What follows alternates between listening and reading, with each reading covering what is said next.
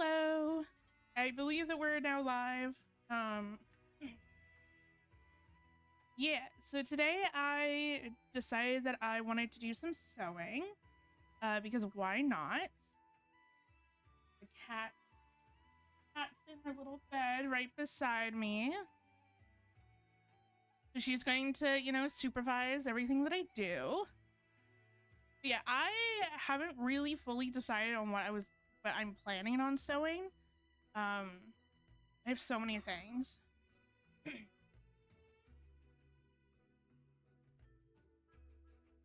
Let me go and grab my tub of current projects.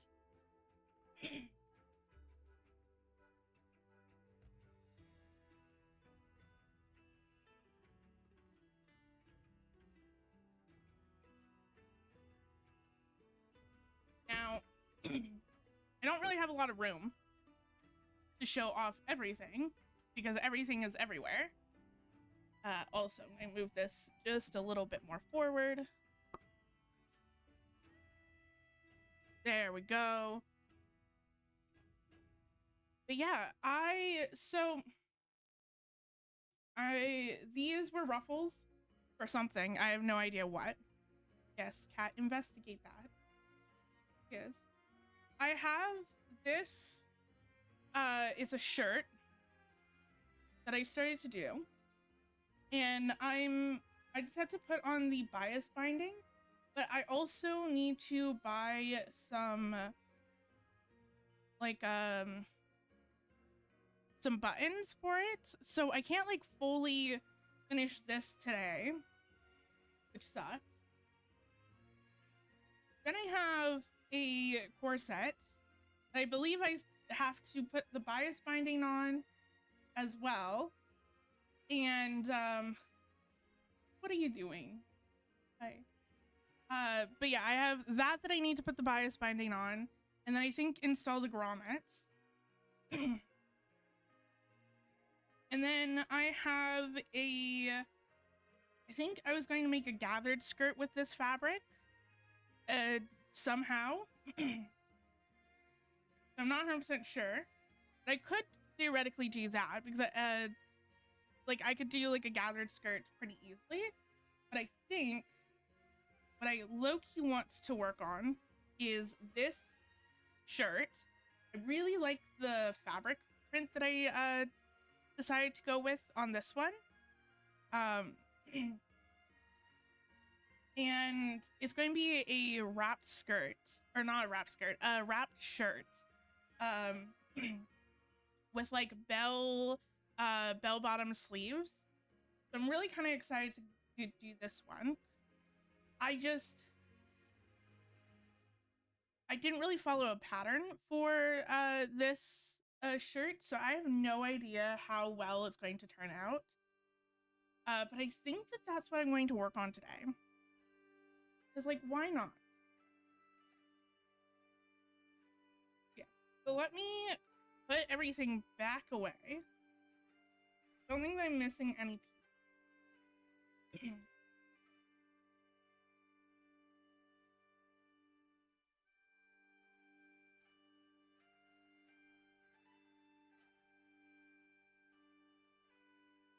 Yes, cat. Be enthralled with what I'm doing.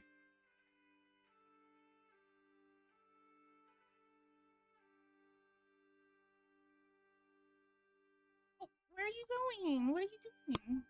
Oh, hi.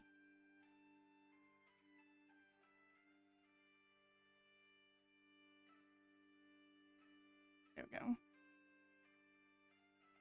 Okay. You making biscuits? I think you will.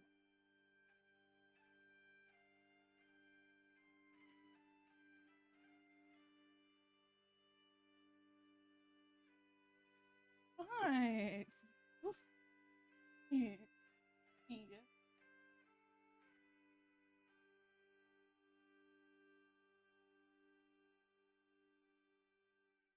Mm. Okay. Okay. Oh.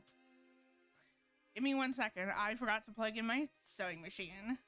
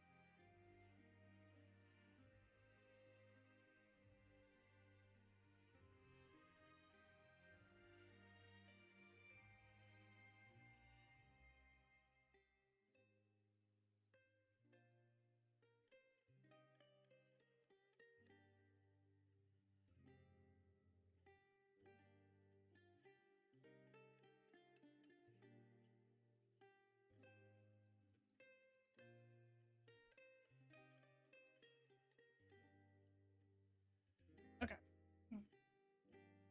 Yeah, I need to figure out a much better cable management system for everything that I have. I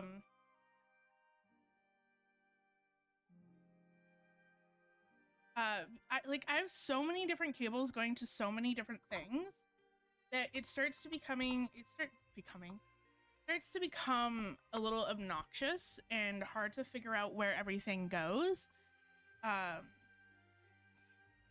What the hell? Oh, all right. There we go. Okay.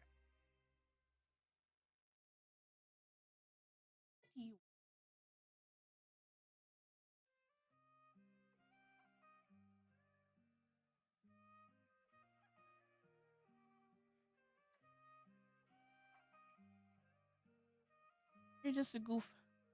Yes, she is. She just wants all the pets. Yes, she does. Okay. Yeah, I really don't have a lot of space. There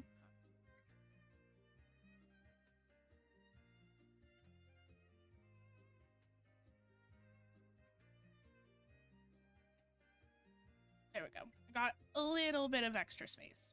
Not a lot, but just the tiniest bit. I swear, my desk can only hold like my laptop and then my cat's bed, and then anything extra is just too much. So I believe that this is one of the straps. Now, with this, I think so. What ends up happening a lot of times when I'm sewing is that I just kind of guesstimate on a lot of things. And I'm like, it'll be fine. I can, fudge around with it later. That sort of thing. And so I don't think that I didn't have a pattern for this. I don't know if I couldn't find one or if I just didn't want to pay for one. I honestly can't remember. It's been a hot moment since I even cut this one out. So I took an existing pattern that I had made for my Farina's cosplay, and I think I took the jacket's part and just kind of modified it a little bit. So we'll see if this even works as a shirt. Now, the only shitty thing is that this isn't really a summery shirt. I would say that this is more like spring to like maybe fall shirts. It's going to have like very, very long sleeves, which I'm like hella excited to see how that works. Oh, I already started pinning them. Oh, look at me. Being semi-productive. Now,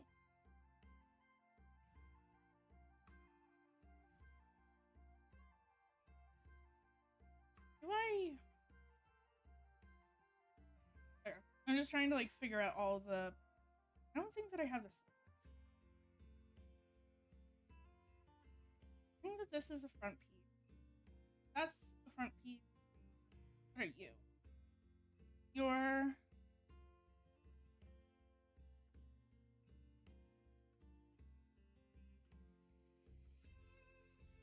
maybe this is a maybe this is the I don't know. I don't know. We'll see. Hold on.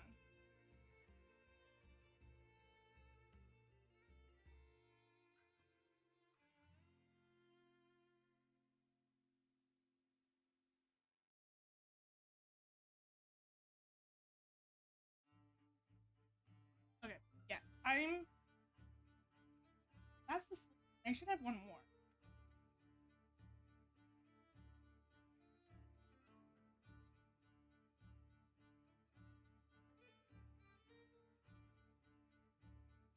Hmm.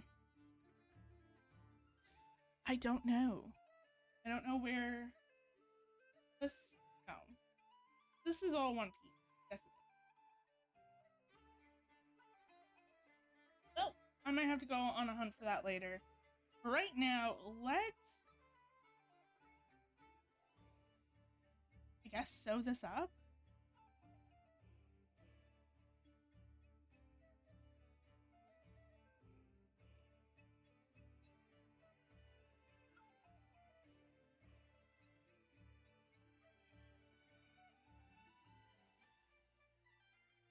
I think that's what I'm supposed to sew it up. Do I have the correct thread in here? Maybe, maybe not. Well, I have black. I have black in the whatever. I think that this would be fine. Yeah, it's been. I want to get back into sewing. I just don't have time.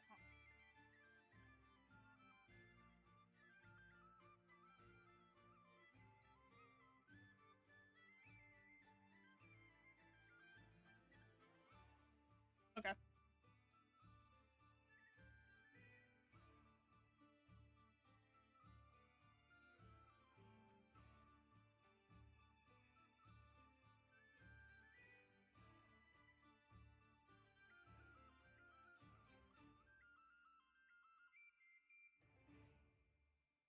There we go.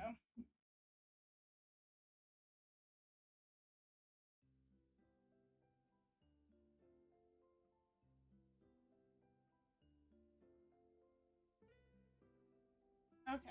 I'm also going to change just one thing.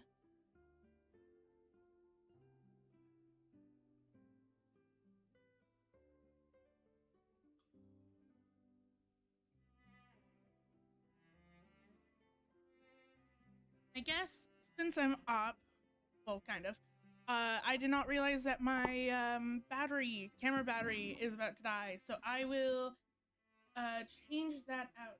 And hey, how's it going? Doing the right. Okay.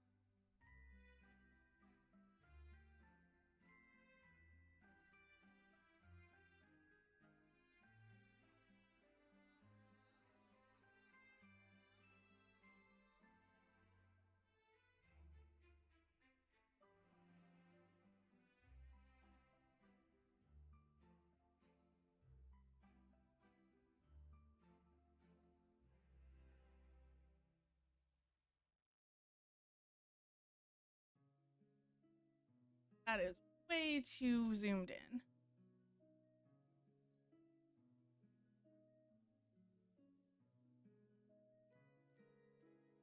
There we go. Okay. Sorry, I had made sure that like the camera wasn't like super duper overexposed and bright before turning on my sewing machine, and then I turned it on. I'm like, oh, I need to go fix that. And then the battery was screaming at me because it was dying. I'm like, well, I should probably do that now instead of waiting for like 20 minutes when it actually dies and then have to deal with it then.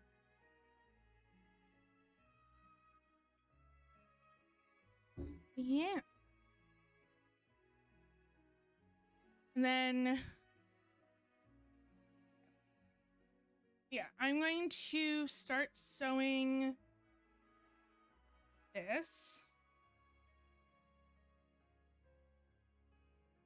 Again, I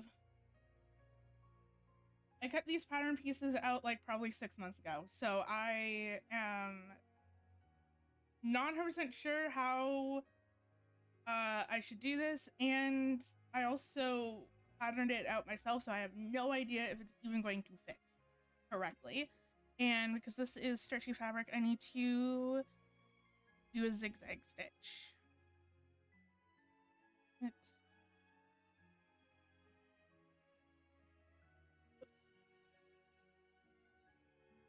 It should be this one.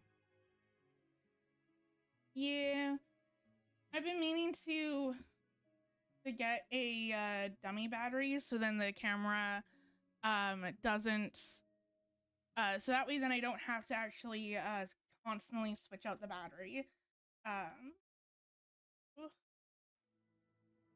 I'm going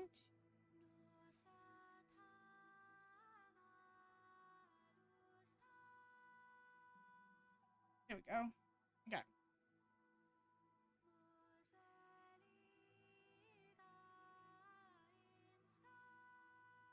There we go.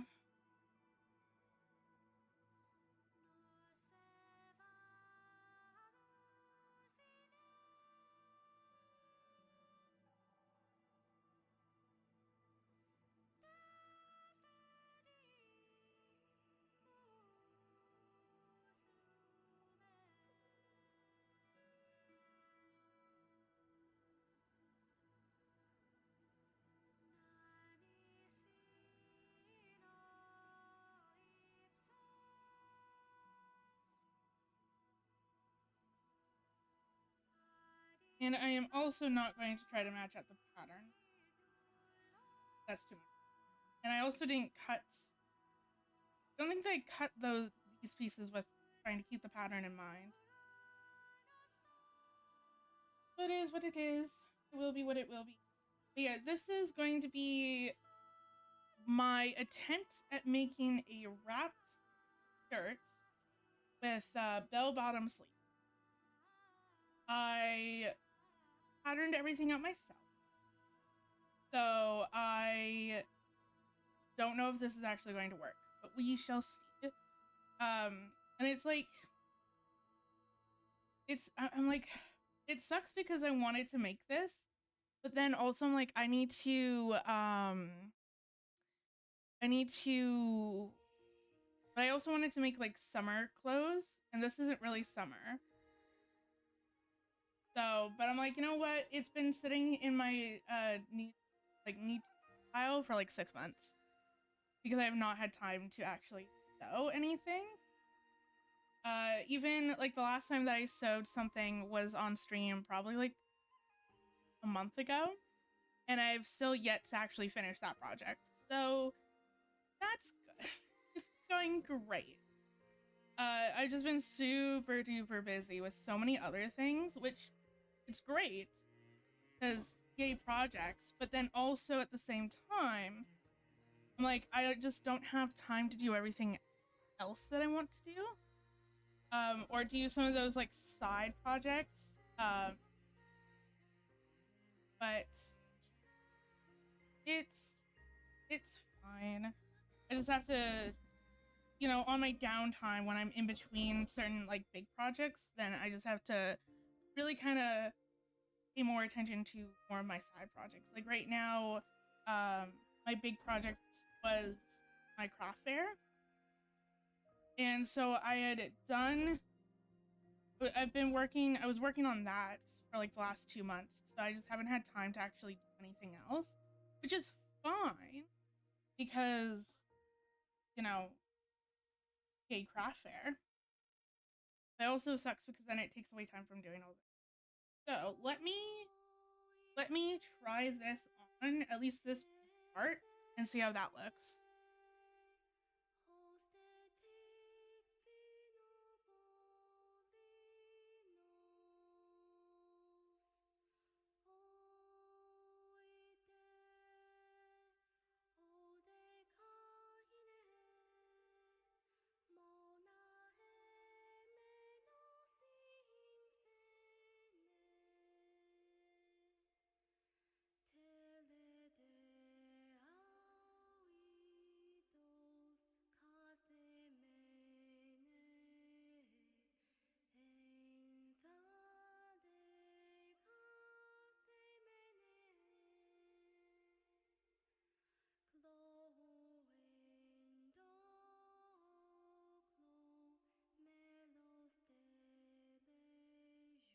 Okay. The test was inconclusive because I probably should have showed the other part on, but I think that I think I'm seeing a problem already with the armholes, that they're just a little too big. And I think that they gap kind of more right here. But I will see how badly to the extent once I put on the other side. I know I've always struggled. Whoops, sorry, cat. What is this? That's that. Okay. But yeah, I've always struggled with armholes. They're either like just I struggle with the gappage.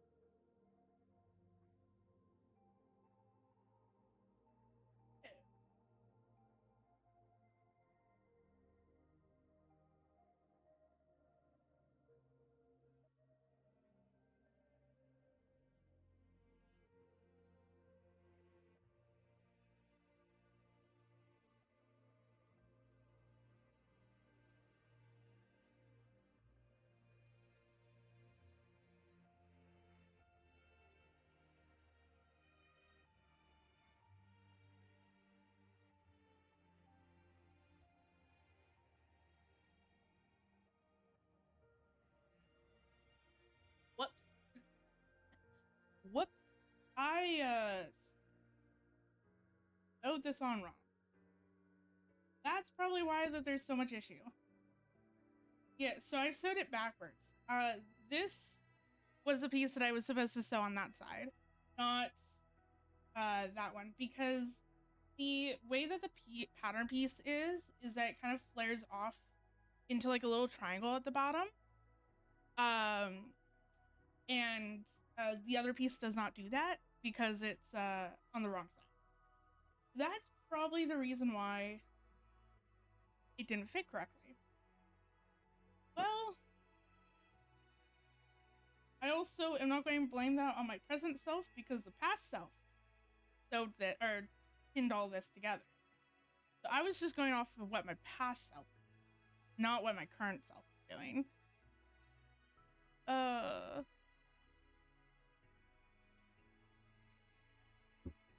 Great starts to the project.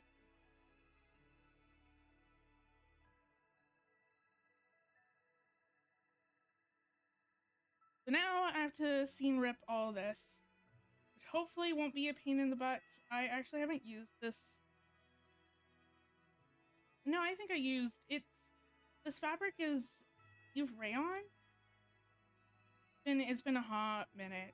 I think it's like a rayon, and I think that I've worked with rayon before, but very, very briefly. Uh, Not something that I gravitate towards because this particular costed an arm and a leg, and that was with it being on sale. So, in Canada, fabric is kind of expensive. Thankfully, we still have a fabric store in Canada.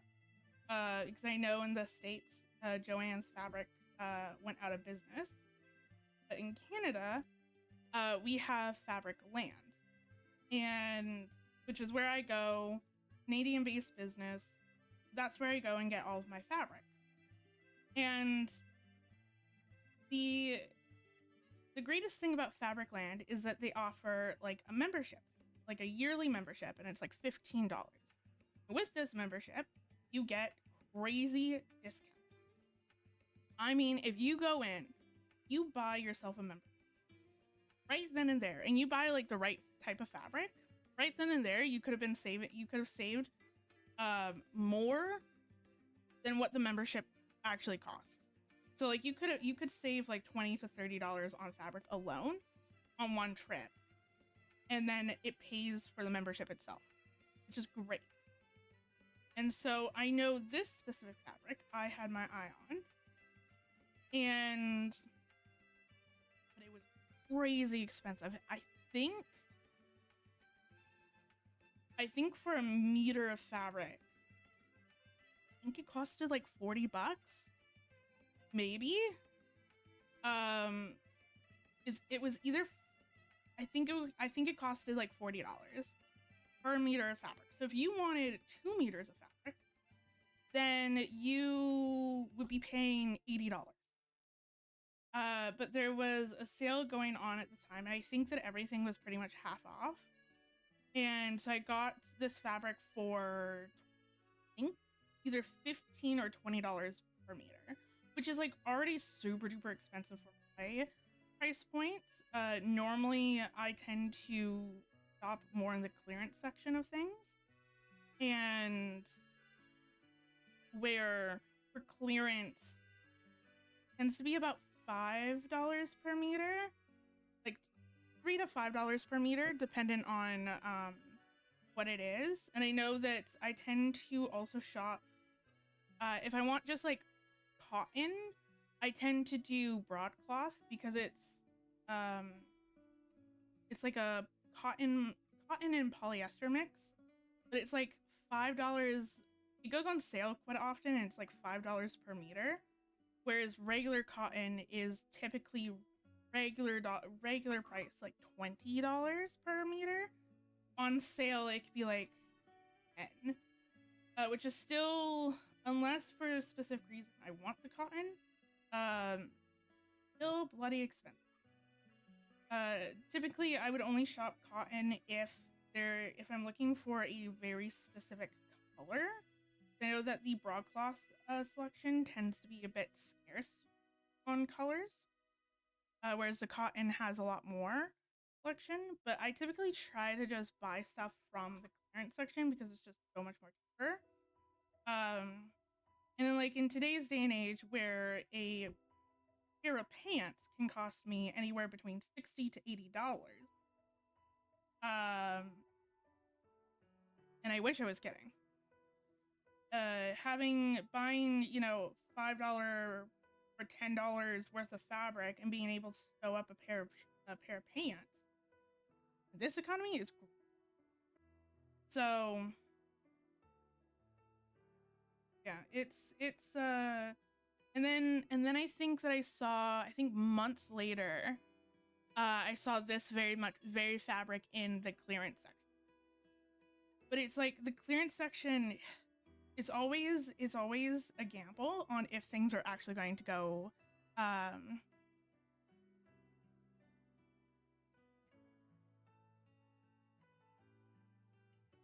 nice. I know, yeah, like there's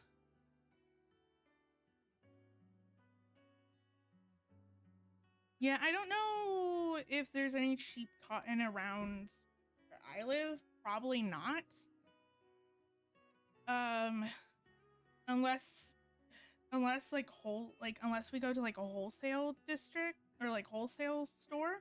But like we don't have any, at least where I live, we don't have anything like a fabric district or anything like that. It's just very it's just some fabric stores here and there. Like the main fabric store is pretty much Fabricland. Um, but yeah, like waiting for a fabric to go to clearance is very risky because it depends on how popular that fabric is. Because the only reason why it would go on discount is if they need to get rid of stock. And so if you find a fabric that you like and then wait for it to go to clearance, you could be potentially, you might not even get it because it might be sold out. Um, and so it's always risky. So I tend to, if there's like a specific pattern that I really, really like with this one, I really love the pattern. And so I splurged a little bit on it. But but I sure as hell ain't spending uh $40 per meter, especially if I wanted like 2 meters. Which I typically, when I buy fabric, I typically get about half a meter to a full meter more of what I typically need for whatever I'm making.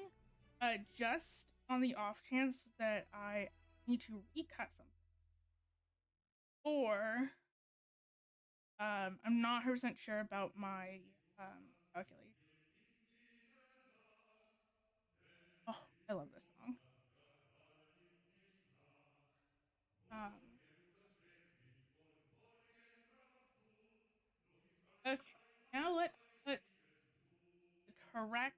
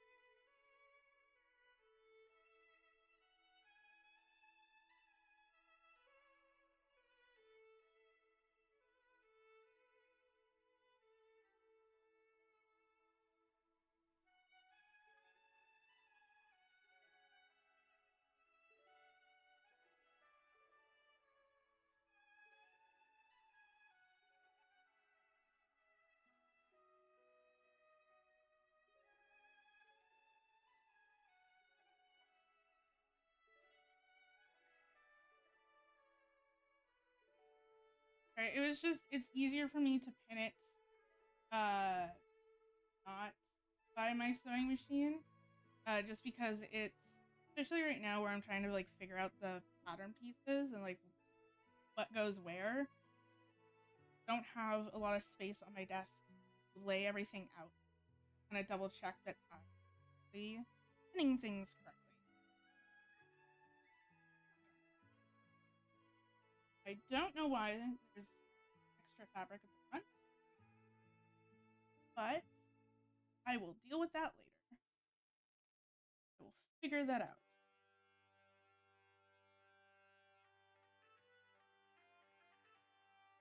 Okay.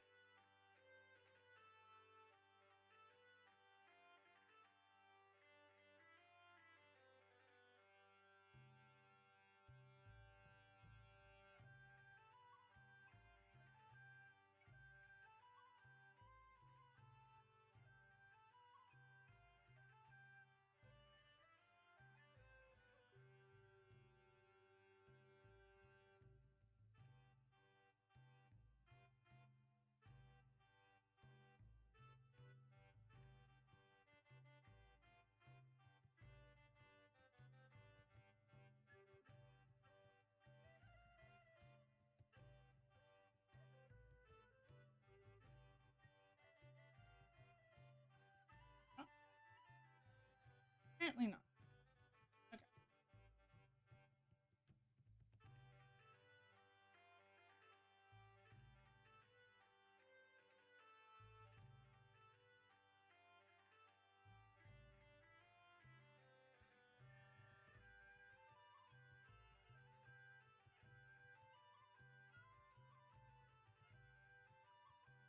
Oh, I was like, why is it not feeding? I now understand why. It's because the foot was down. I don't want that to be. I was like, it's going super duper fast. I'm like, that's not how I normally do this. I like to have it on a medium. I like to have like the needle speed on like a medium. Um, just because if I go too fast, I feel like I'm going to make mistakes or like I'm going to like lose control of where the fabric is. I don't like. The only time that I go like super fast is if I'm doing anything like if I'm hemming a long strip of fabric or I'm doing gathering stitches, something where uh like it's basically just like a straight line. I'm going to try this on again and see how this looks. Probably will be inclusive again, where I probably won't get a full picture of what it's going to be like, but at least then I can make any sort of adjustment on the other side.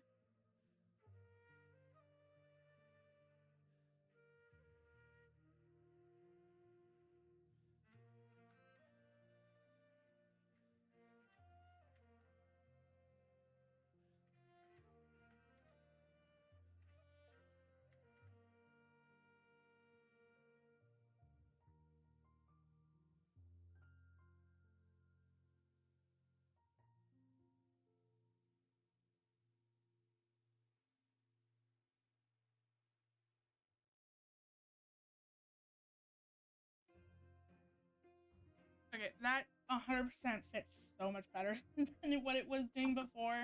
It actually now looks like an actual shirt.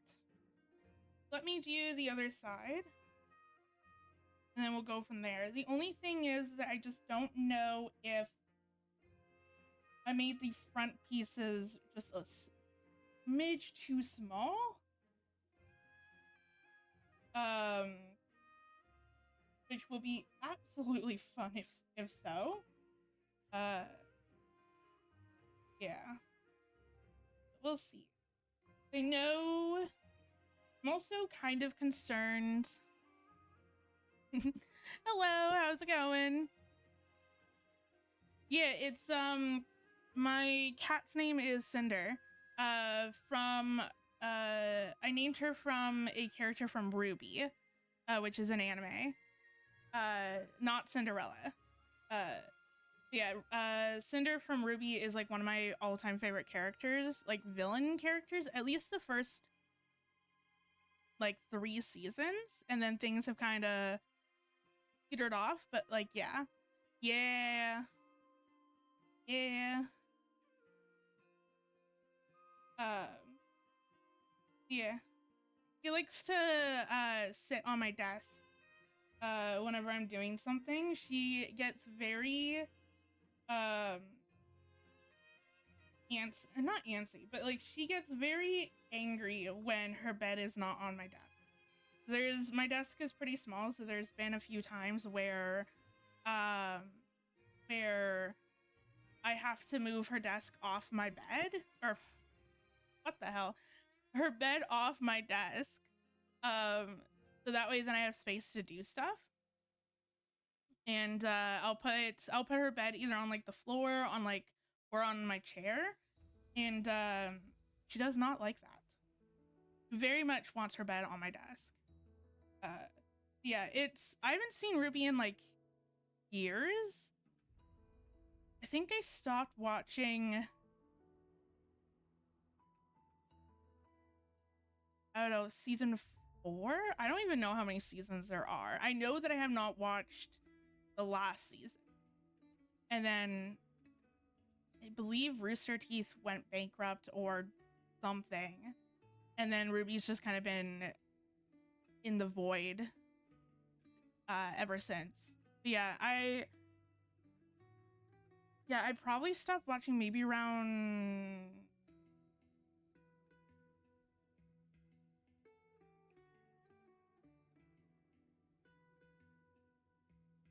I want to say like probably like season 5, season 6.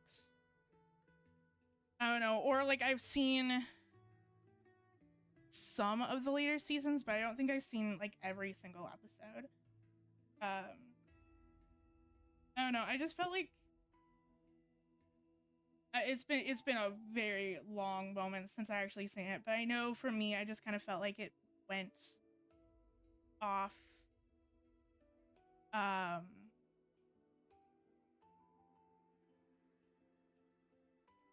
I felt like it kind of lost the plot a little bit, at least from my very, very poor memory. I don't really remember a lot of stuff that happened in the later seasons. I mostly remember a lot of the stuff that happened in the earlier seasons. But yeah. I don't know.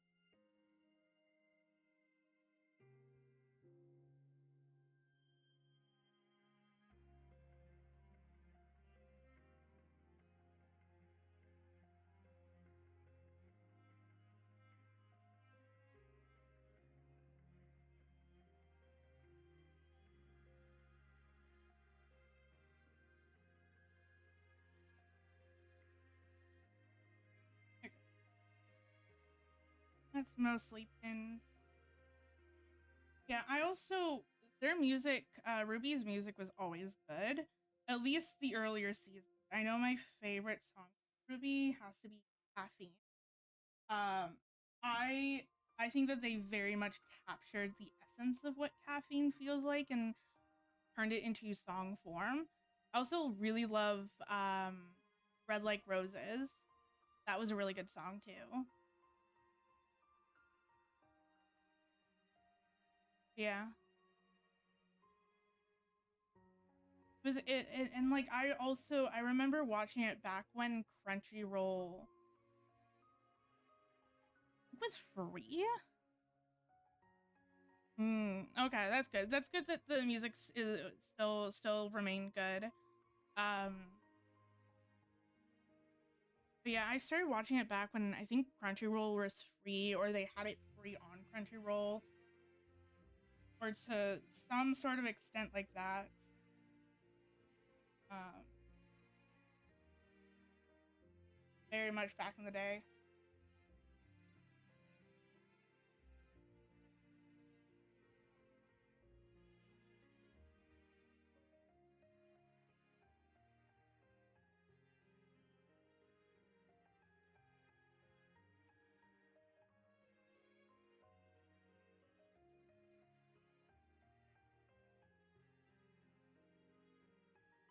Wait, did I pin this upside down?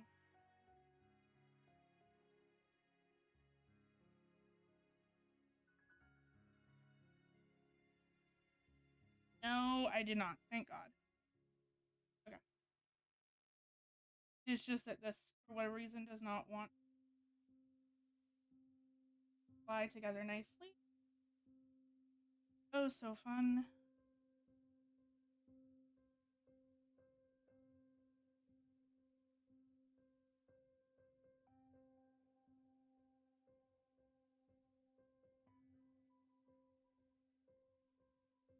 That is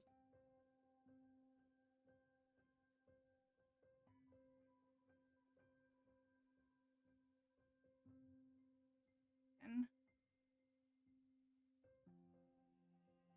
Yeah, it's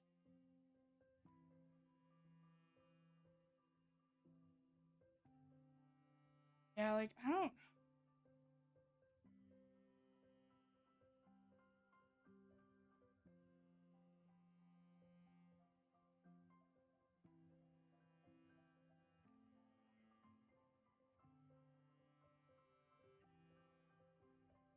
Yeah, that was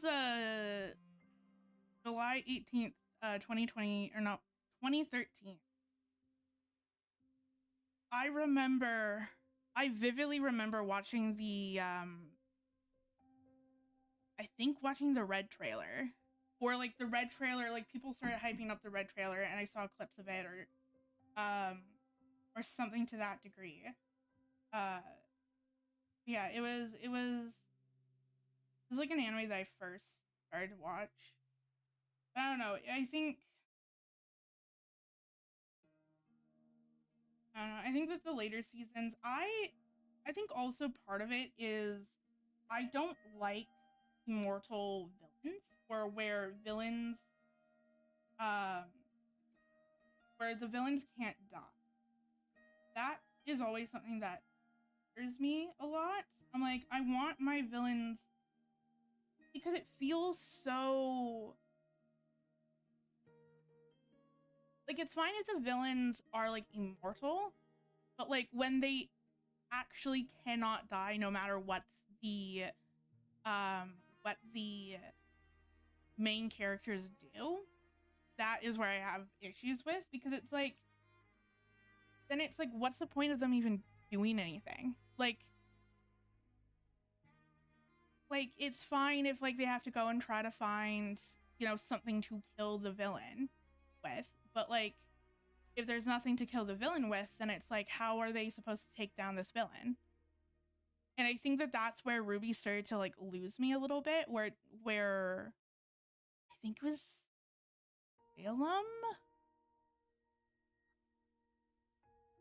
I think it was Salem. Salem, at least in the seasons that I had watched, it felt like Salem was this, like, the team couldn't do anything to this villain, and that's where it started to lose me a little bit. Where it's just like, okay, then what are we doing? Like, what's the point of this villain? What are we doing? How are we, like, that sort of thing. I know the Vampire Diaries did that with the originals, where the originals, they were kind of like almost unkillable vampires, but like at least they could still be kind of killed. But I know that like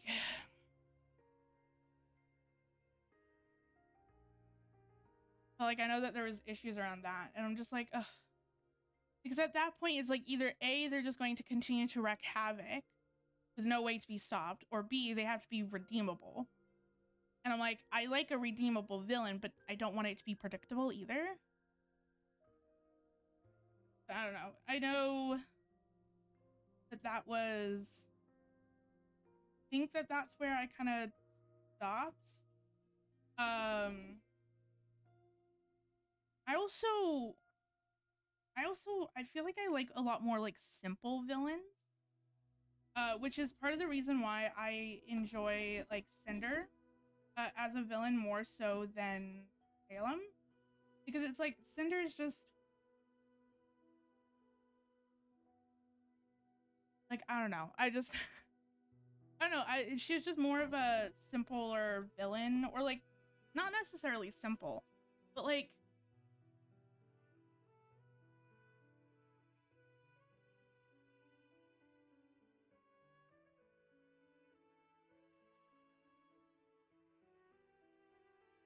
I wouldn't even say relatable either. I don't like. I honestly don't know. It's just, yeah. I'm kind of picky with my villains a little bit. Also, I'm like, it's been a hot minute since I watched Ruby, so I'm like, half of the things I could be saying might not even be correct. I'm just going off of like very, very old memories.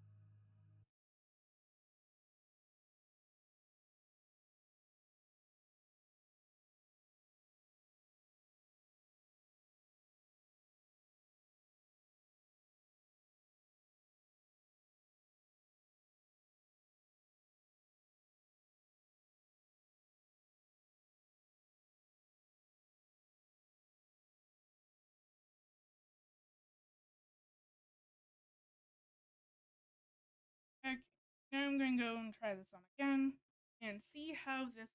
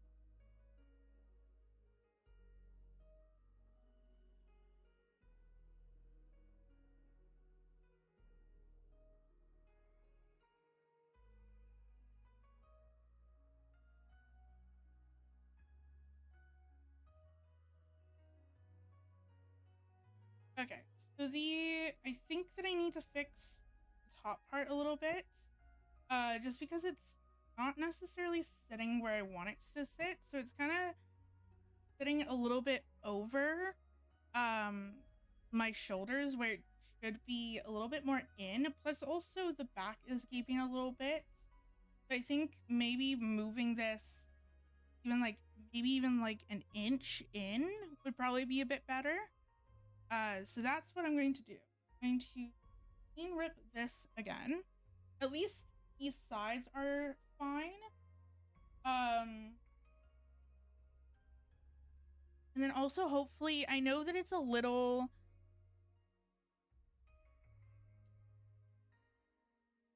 like it's a little too low cut for my taste. Um, so by hopefully by moving it in a little bit, that can also fix that issue. Now, where's my seam? I know I had it somewhere.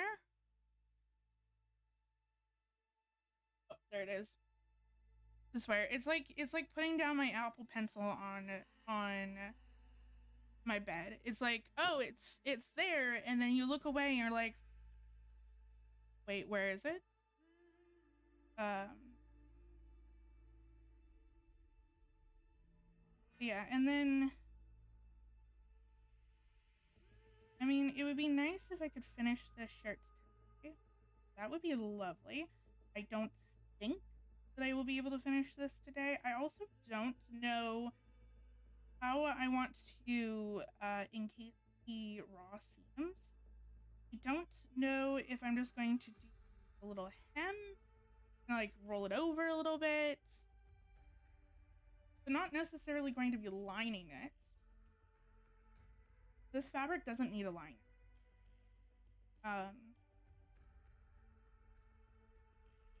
And also if I line it, then I would need to line it with like other stretchy fabric, which I don't really have. So I don't know.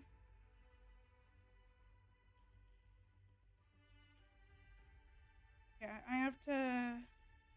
I know I typically, sometimes I do like bias binding on a lot of my stuff. I just don't know if I want to do it on this.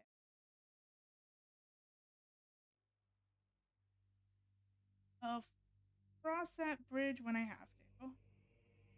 If I need to do bias binding, then I can bias binding. So technically, I have gold bias binding that I can use. Which was for another project.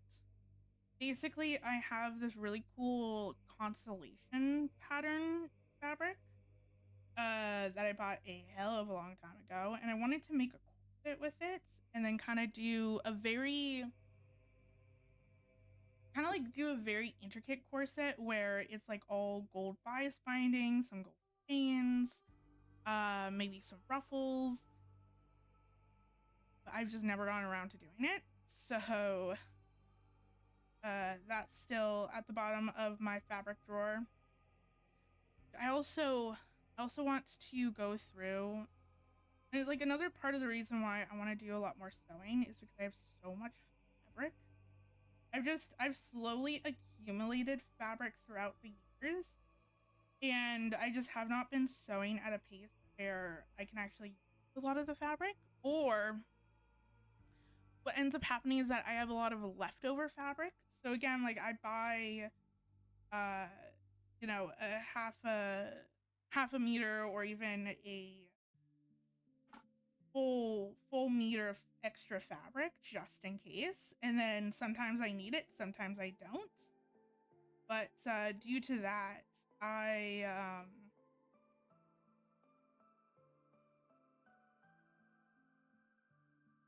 was like, where's my pens? Due to that, I have a lot of extra fabric, or even just like fabric scraps that I want to go through. I know that I want to make a lot of I think they're called buster tops, or basically tops that very much look like the tops of dresses, because those don't need a lot of fabric, and you can get away with a lot of almost like patchworking as well with it. I know that a lot of my I know that I started using a lot of my scrap fabric as lining layers because I just don't really know what I want to do with all the scrap fabric. Like obviously like there's pieces where, it's just too um there's too much fabric left over, so like I don't want to throw it out. I can actually do something with it. But on the flip side, I don't really know what I wanted to do with it because the issue that I find, like a lot of people do like scrap busting projects, and that's great and all, but a lot of people recommend making things or items with it where it's like, okay, you can make like fabric coasters and you can make I don't know, you can make like tote bags and makeup bags and this and that. And I'm like, okay, that's great and all, except that I don't need 50 different fabric coasters. I don't need 15 different tote bags. And so it's great for, making it once or even twice. But once I've made it, like I'm still going to have scraps left over because I'm constantly making things. So I needed to find a way to use up my scraps that just made sense. And so having them be like creating maybe some buster tops and even using stuff for lining has also helped as well.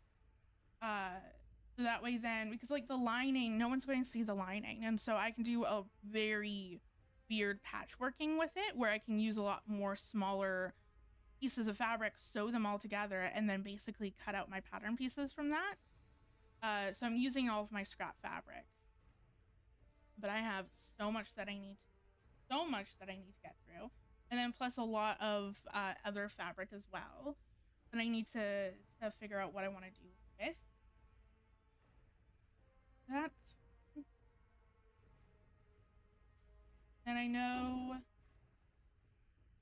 uh, yeah. So it's like I want to sew a bit more. I just don't have time. I also know that I want to work on my this year's cosplay that I want to do, which I want to go back and refix my Farina cosplay, which I was debating on working on today, but I just need to go through and catalog everything that I need to fix. I haven't done that yet. I just know that there are certain things that I need to fix, but I need to catalog what needs to be fixed, and then also how to fix it. And then also, do I have the fabric to then fix it, or can I, do I have to like deconstruct the thing?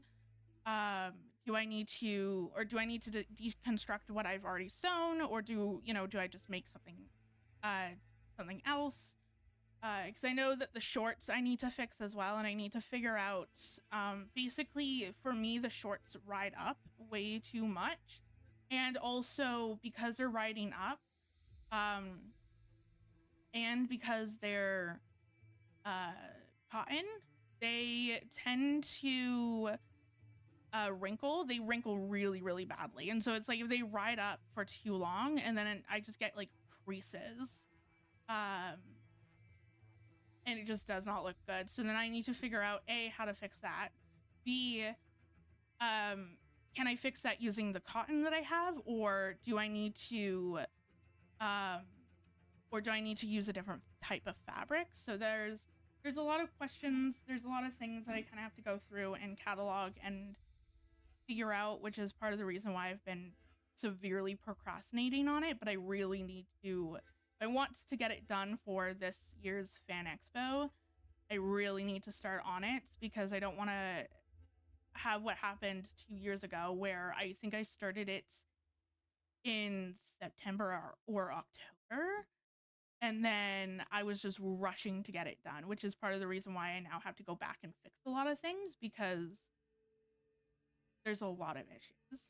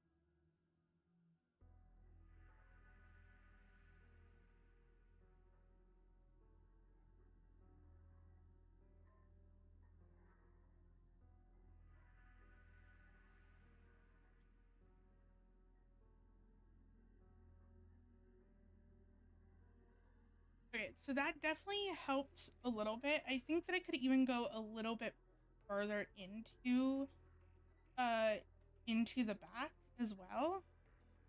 Like,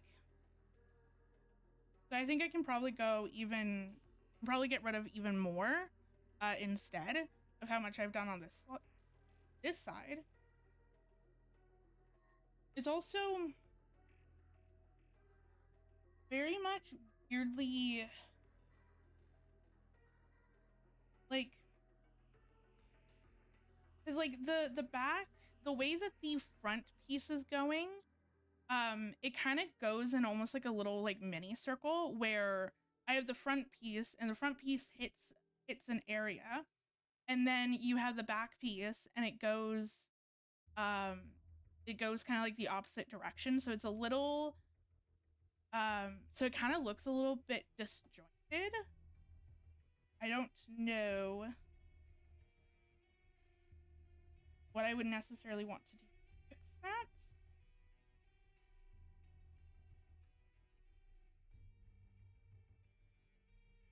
Yeah.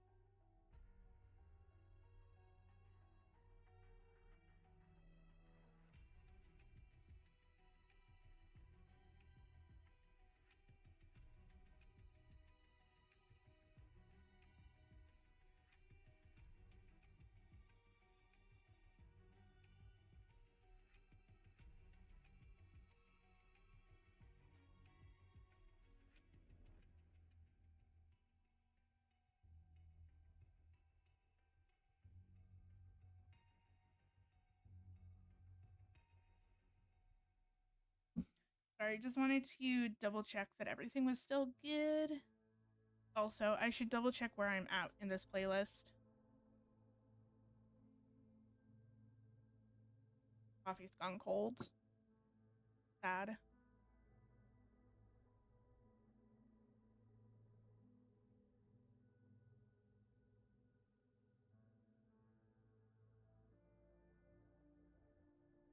There's still quite a bit of music left in this album.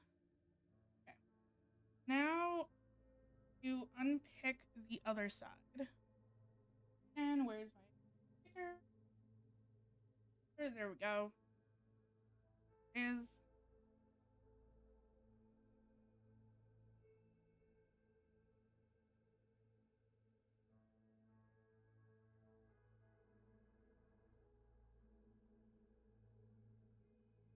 yeah, even like today, I'm like I wasn't even 100% sure what I was going to do this stream. Because there was so many different options. There's like so many different things that I want to do, and it's just like, oh, there's so many options. I just don't know what I wanted to pick. I know, um, I know that I'm currently working on. Actually, that completely reminds me that I need to do something. 1 second.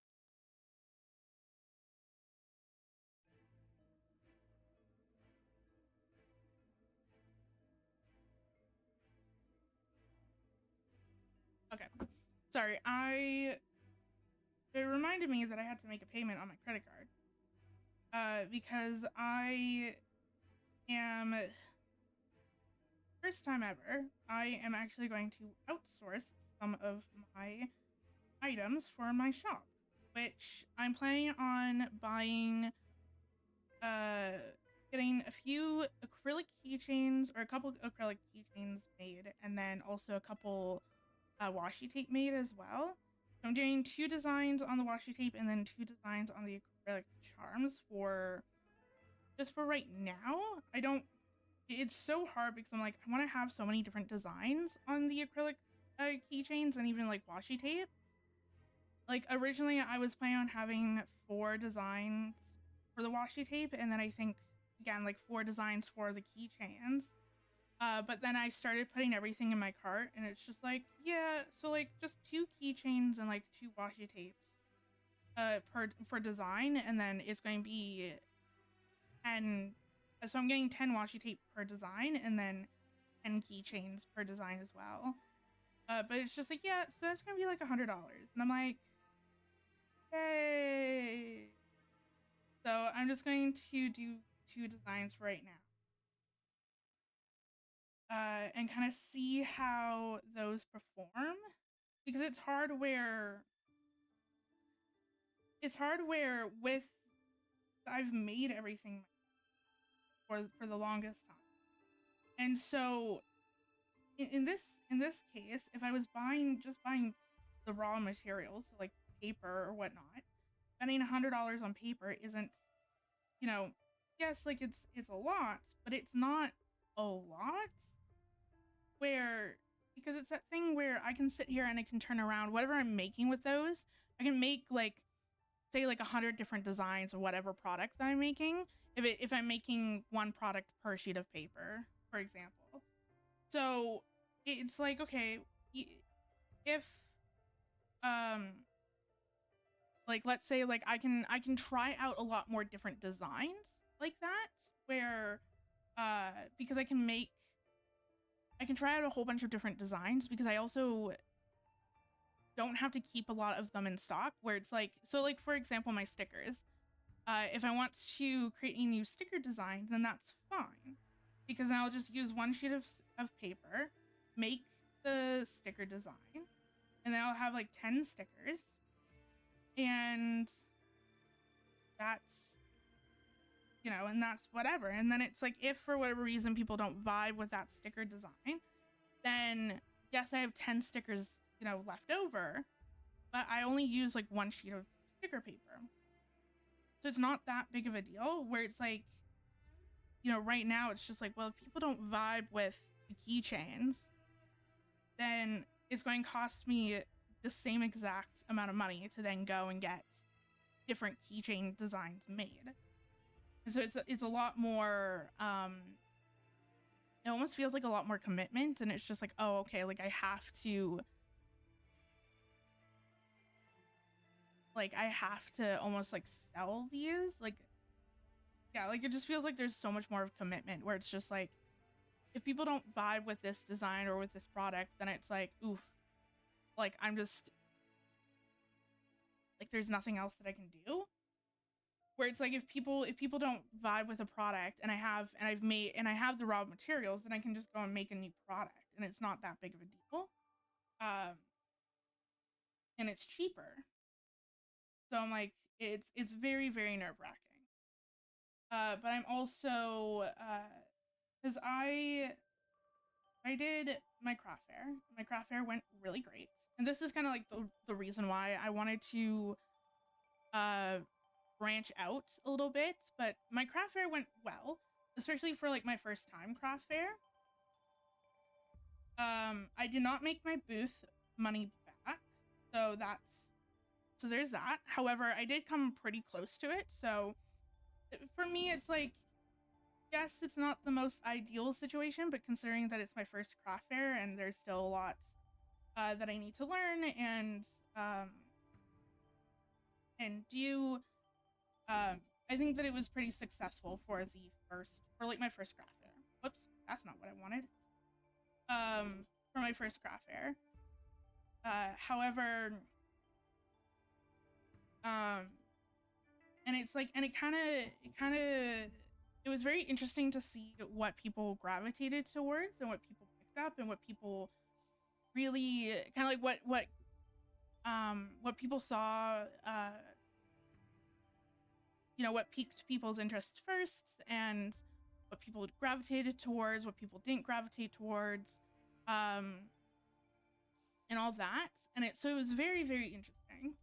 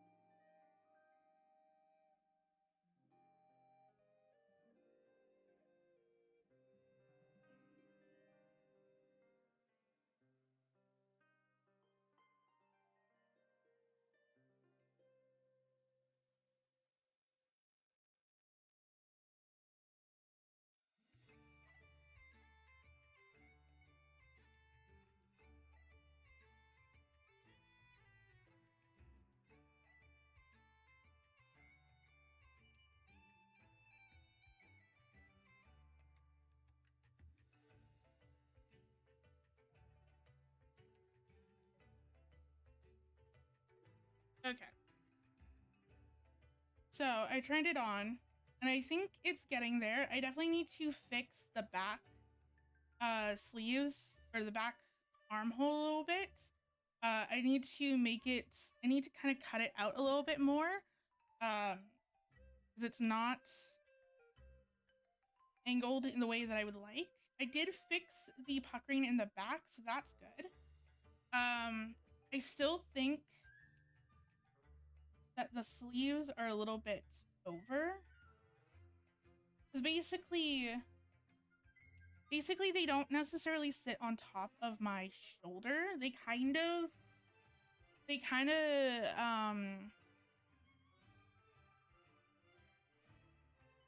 like they're kind of over a little bit more, which I'm not 100% what I want about that. Because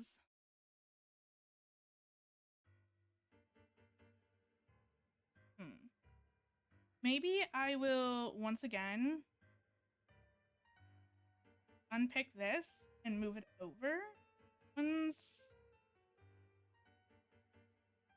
going to unpick this one and then move it slightly over, or move it a little bit over and kind of see how that works. Yeah, I'm not a huge fan that it's not necessarily completely off the shoulders. It's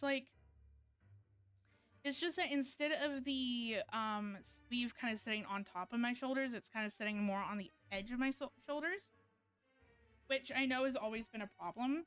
I've always had issues with the top sleeve or with the shoulder, and then also the armhole. Never get the angle correct. But I'm getting there. I'm definitely getting there a little bit. Yeah. So I know, so like going back to the craft fair, it was very intriguing to see kind of, how people interacted with my products, what people gravitated towards the most. I know nothing really completely surprised me since I do have my maker's location. And so I was able to, I kind of know what sells at makers and what doesn't sell at makers, or like what people gravitate towards the most. So there wasn't really any major surprises. Um, but I did sell, majority of my sales did come from my stickers, which again, not surprising. I did get, I think, 2 or 3 sales for my bookmarks, and then I did not sell a single notepad or memo pad, which again, not entirely surprising. I was very curious to see how people interacted with my notepads and my memo pads, and for the most part, people just kind of glossed over them. Like, not a lot of people actually interacted with them. So I don't think that a lot of people really care for notepads, and it also, notepads could be more of a seasonal thing too. Uh, so they might do much better during Christmas. Where people would have to buy a gift for, like, people in the office, or and obviously, like, if you're in an office, like, you can always use a notepad. So that might be, so it might just be more of a Christmas kind of item that people will gravitate more towards then. That, but due to the fact that that majority of my sales came from my stickers, I really want to branch out into different products because, I don't want to just sell stickers, and I could potentially get more sales if I have a larger product collection, because at the current moment I only have notepads kind of slash memo pads, and then art prints, stickers, and bookmarks. There's not a lot of selection in terms of different product types. There is a decent selection in terms of design, not necessarily product. So after the craft fair, it kind of got me thinking into what I want to, kind of like, what do I want to branch out? What do I want to make next? And as much as I love to create all of my products myself, one, it's not entirely realistic to think that I'm going to forever make all of my products myself. There probably will become a time where I will have to outsource something, just because it does not make sense for me to continuously make the item, because then I'm cutting into my time that I spent elsewhere, like creating new products, or doing other things. So it's that. So I think, so it kind of, and then also the other thing is that there's only so many products that I myself can make. I can't, it is that thing where I can't really make my own washi tape because I don't have the correct printer or the correct paper, or like whatever they use. Like, I don't have it, and I don't think that you can get it. I know with the acrylic charms I could theoretically make myself, but I just don't think that they're going to be up to the standard that I want them to be. Because I very much want all of my acrylic charms to be die cut, so for the acrylic to take shape to what the image is. And I know for a fact that I most likely won't be able to achieve that at home. I would probably have to go with more of a circular acrylic, or like pre-cut, like basically any sort of pre-cut acrylic shapes, which is definitely a look. It's just not a look that I really want. I know that I'm going to be making all of my sticker sheets myself because that is something that I can do. And so before my next craft fair, I really want to add in some newer items and then kind of see how those do at my next craft fair. I'm hoping that I can do a craft fair in July. I honestly have no idea. I put in an application for like the same market that I just did. but they have not gotten back to me.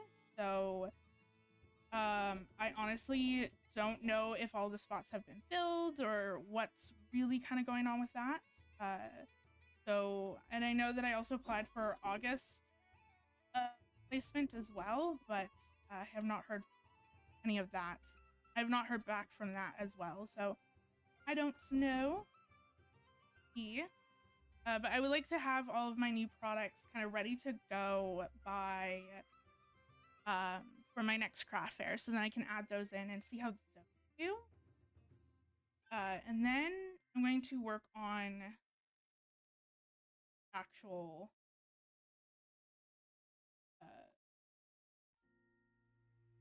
like, now I think this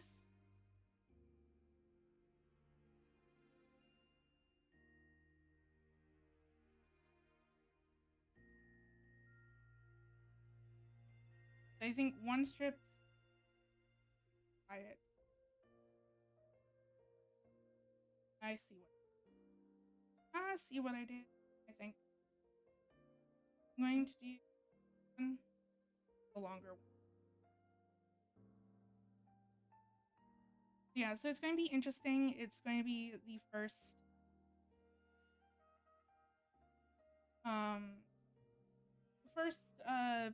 stuff that I've kind of I've outsourced.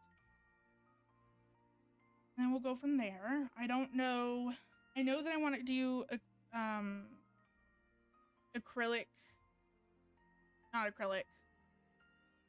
enamel pens at some point. It's just that I was looking at the price and it's very pricey. Especially for the quantity that I would end up buying it at. So it's just not, unless I can guarantee that there's going to be interest in those. I don't think that I'm going to do pins, at least not right now. Again, probably some point in the future. But until then, I'm just going to wait on the enamel pins. Yeah, I think for me personally, I'm going to see, why is this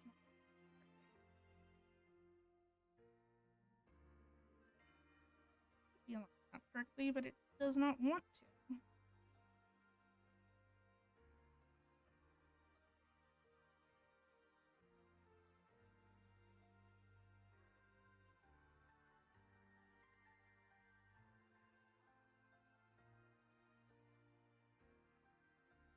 Yeah, I know the acrylic, I would say probably the acrylic keychains are going to be the thing that I am going to invest a little bit more into than the washi tape, just because the washi tape I need to get a minimum of 10 per design, which is quite pricey, whereas the acrylic keychains I can get like a minimum of 1.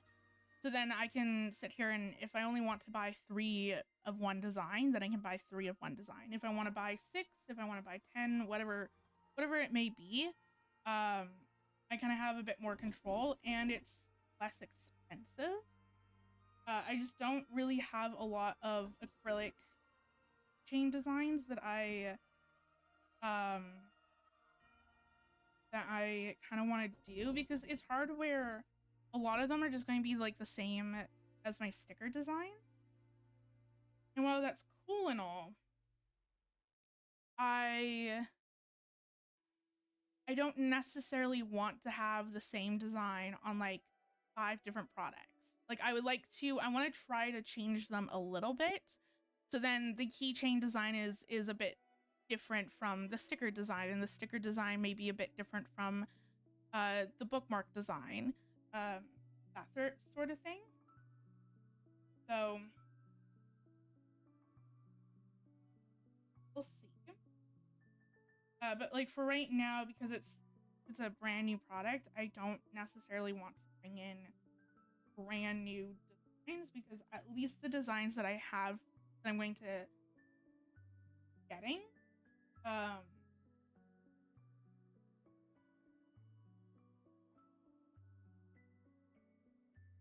Sorry, I just realized what song's playing, and I love this song.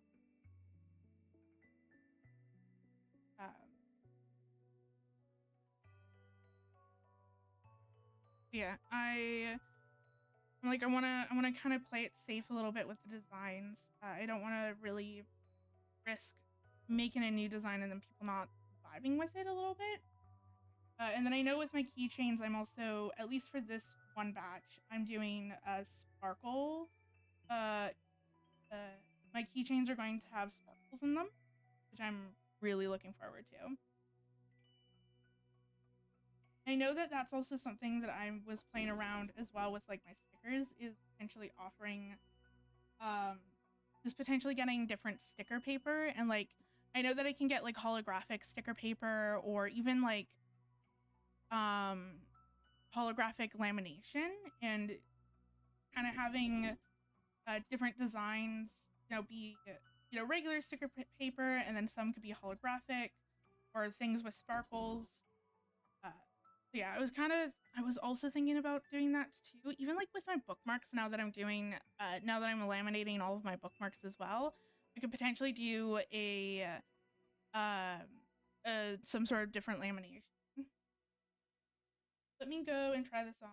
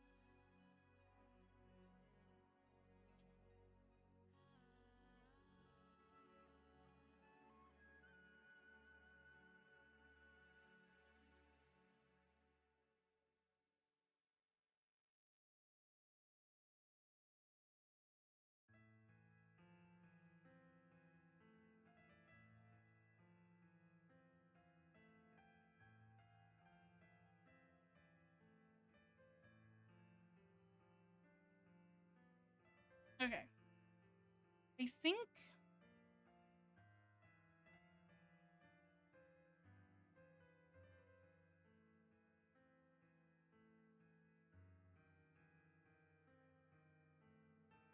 Yeah. Is this same length?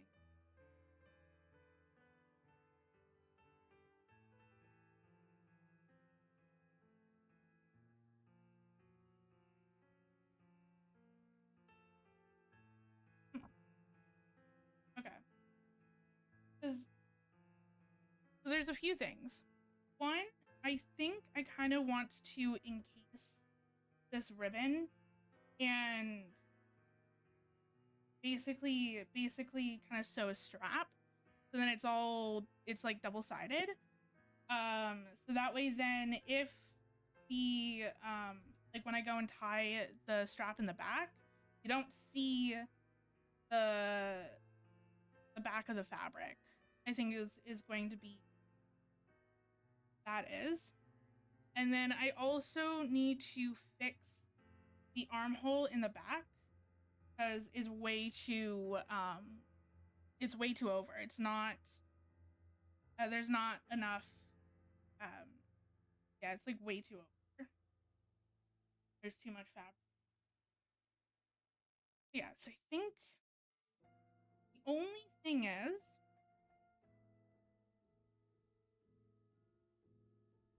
I don't. Man, it's like it's stretchy. Same.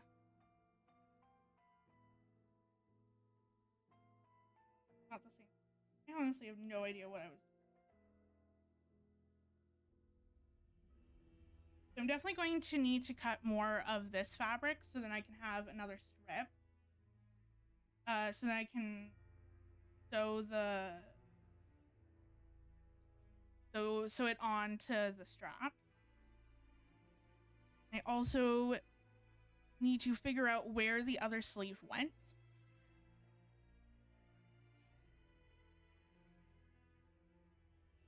Because I could have sworn that I cut out enough. I could have sworn that I cut out both sleeves. I don't know. Where's this?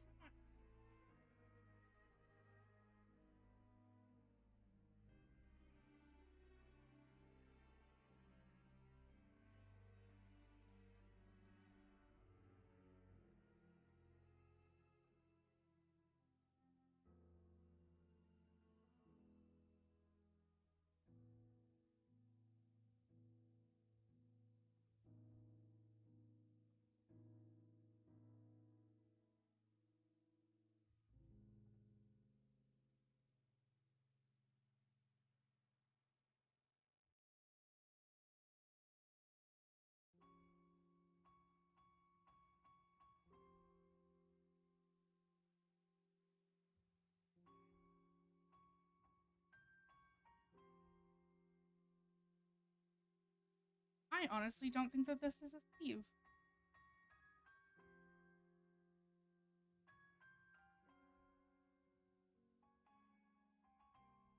It looks very suspiciously like the back of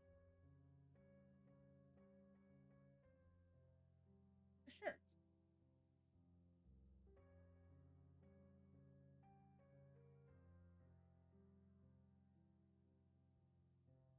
I honestly don't know. I have no idea because I don't know. I also need to figure out where the fabric is, which I don't really want to do. It's like it's somewhere in my fabric stash and it's just a big pile of fabric right now. So I'm like, maybe, maybe not.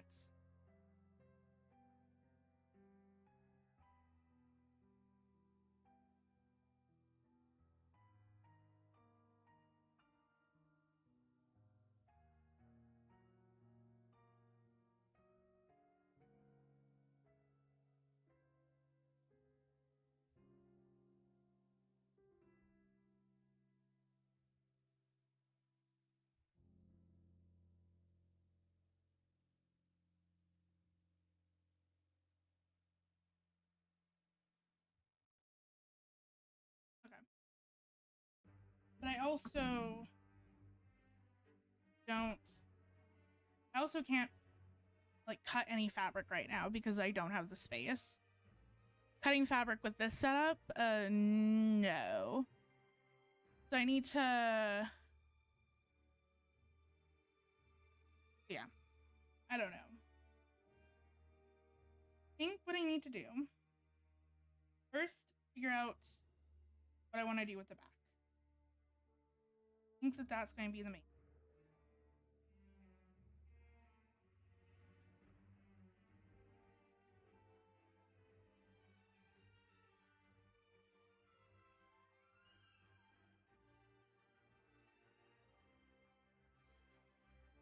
Granted, I can't really lay it out correctly. Oh, so.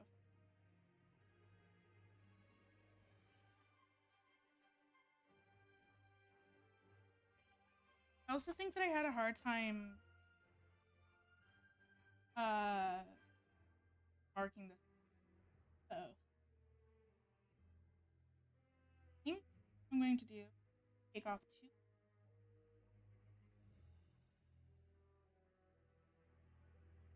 Not going to do that. I'm just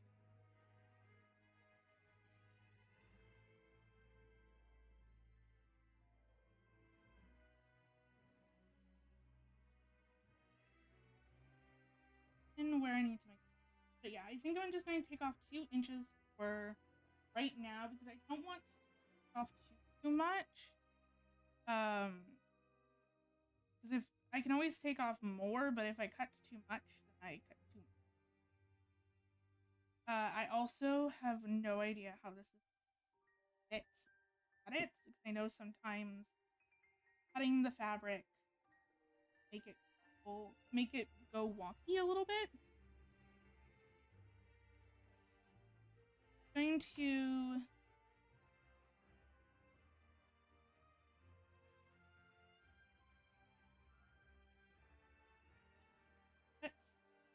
trying to like trace around the original arc because I think that that's fine. There's just too.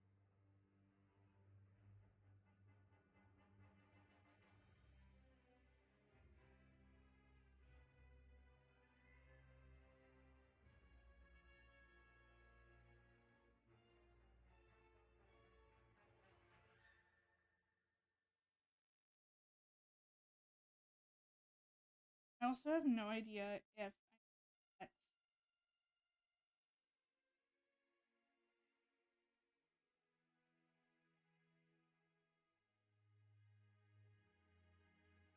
I think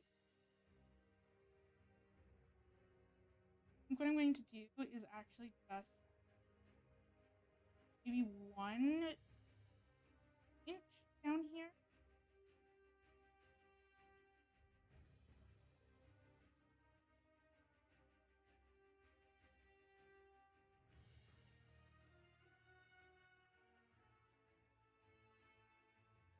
Maybe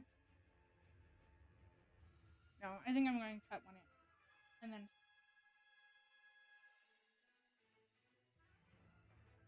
poke myself with this.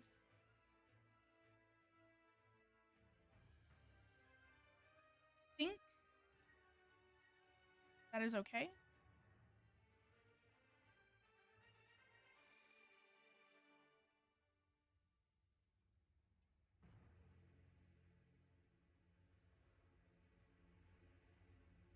Where did my big scissors go?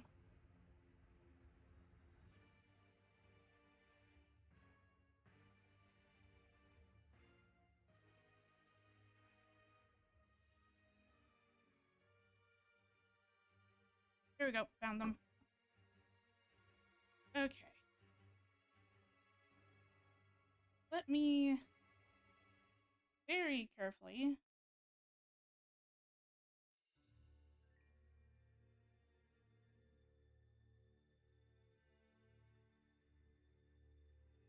because I'm going off of the pins and I'm like, this is not going to be correct.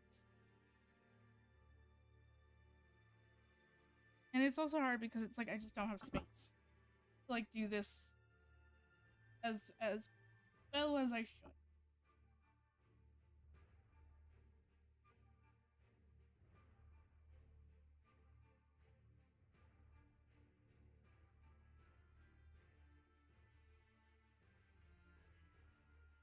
So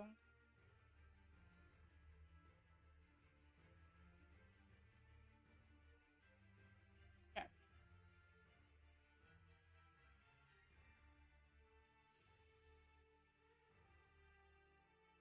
Now, did I screw this up or is this actually what I was supposed to do? That is the question of the day.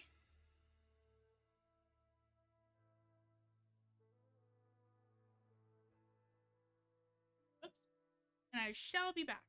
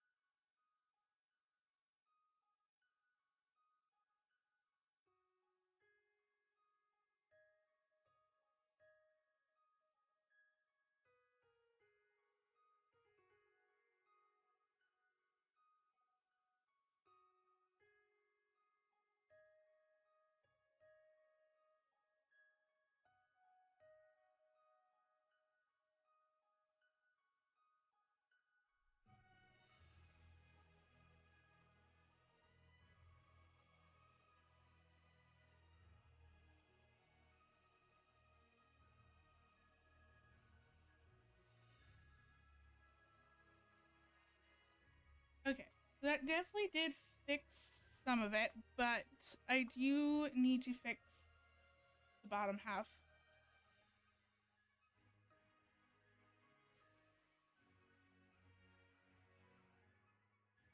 So I need to.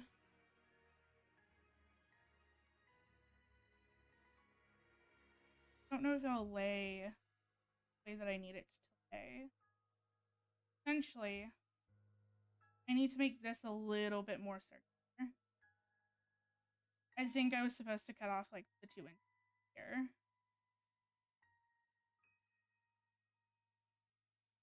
I think. How do I want?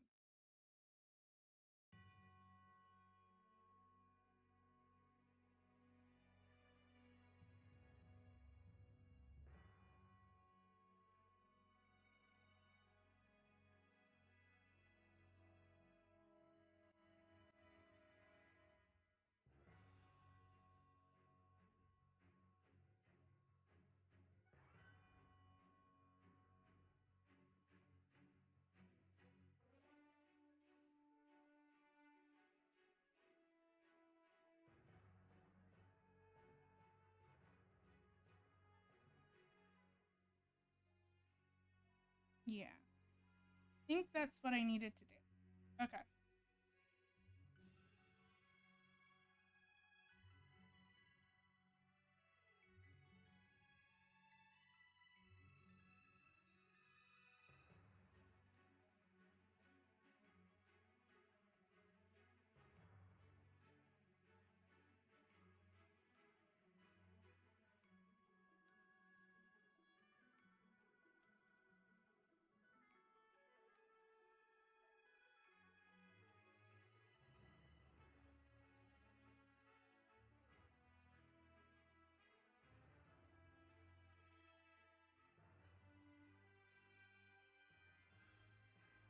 Let me go and try this on again.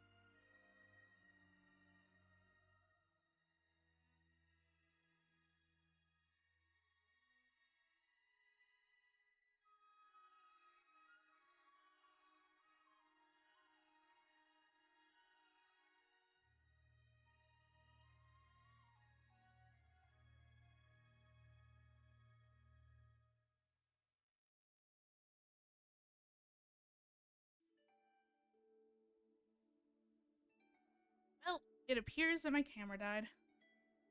Give me 1 second.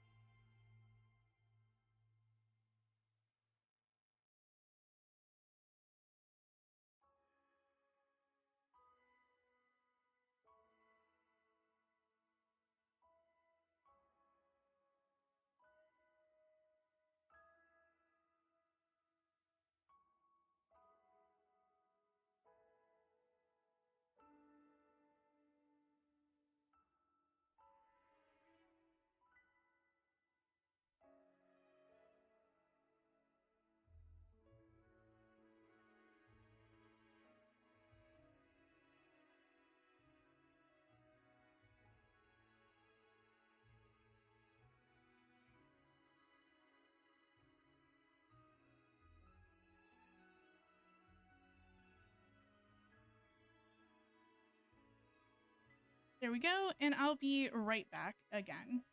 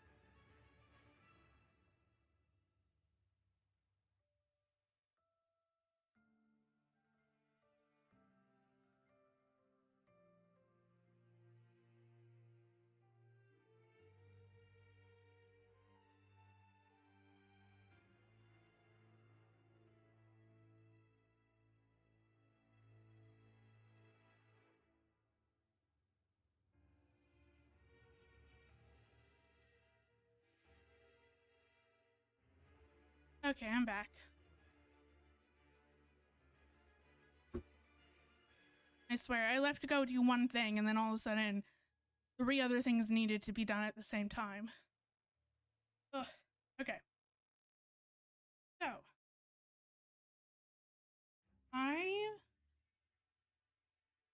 believe that I need to raise the back a little bit. So, like, essentially, something like this. Where the back, where it's not like completely together, where the edges don't completely together. It's back has a little bit more extra fabric, especially now that I've cut out the back armhole.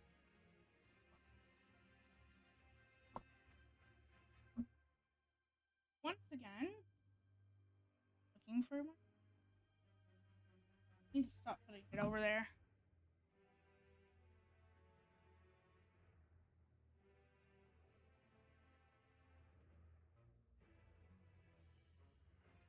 Okay.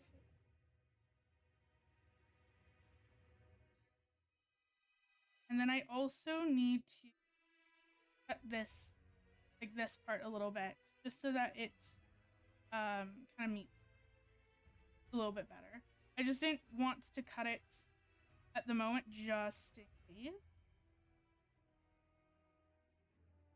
I think now there's just a little bit of extra fabric at the top, and so it's kind of just bunching a little bit. So I need to fix that, and then fix the bottom of the armhole, and then I think that's it for this armhole. I think that it would be good. So now I just have to try to replicate everything on the other side, which is going to be fun.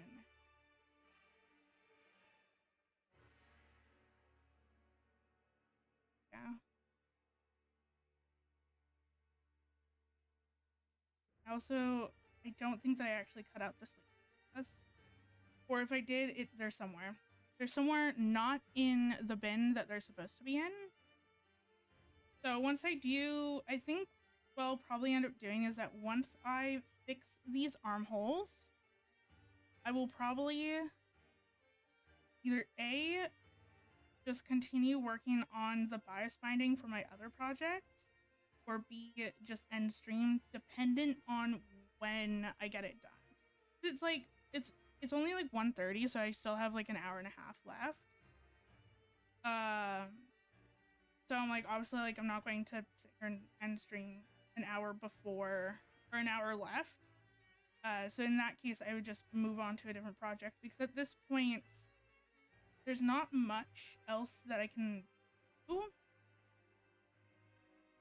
Because I'm not going to go and try to find the fabric on stream, because that's just me digging around off camera. And then also, even if I do find the fabric, I can't cut anything because I don't have the space to cut anything currently. So there's that. I think it probably would be fine. Yeah, I would probably just end up going and hand sewing the other bias binding on my other shirts that I would really like to get finished. I just have to go buy buttons, and that's like really what's stopping me from finishing it. Because if I had the buttons, then I would have 100% finished it today. But I don't have the buttons, so I have to figure something else out. And then even, I think, even with the oh, my cat wants back in.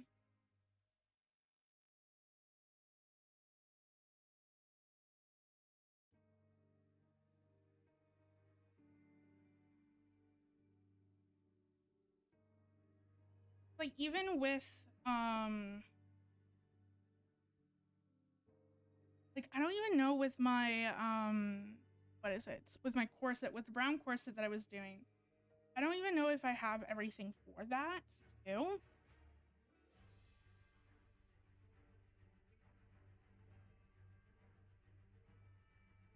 What? Yeah.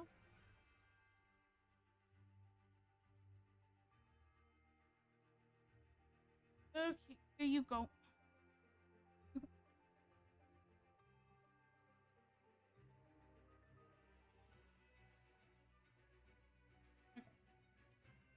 Also, can you move your tail? I don't want to.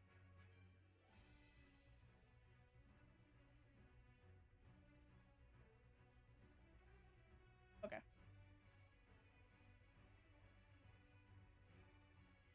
Yeah, I don't even know with the brown corset if I have everything because I know that I was making that out of leftover fabric. And I think at one point I thought that I ran out of fabric for the bias binding. Then I was able to find more. So I just don't know if I have enough to finish all the bias binding or not. Then also I would have to install the grommets. And I think that that corset would have been done as well. So it's just like, but again, I'm like, I can't really install grommets on stream. So I have a few projects that I need to, I think, wrap up a little bit more and get finished, and then it's out of my to-do pile.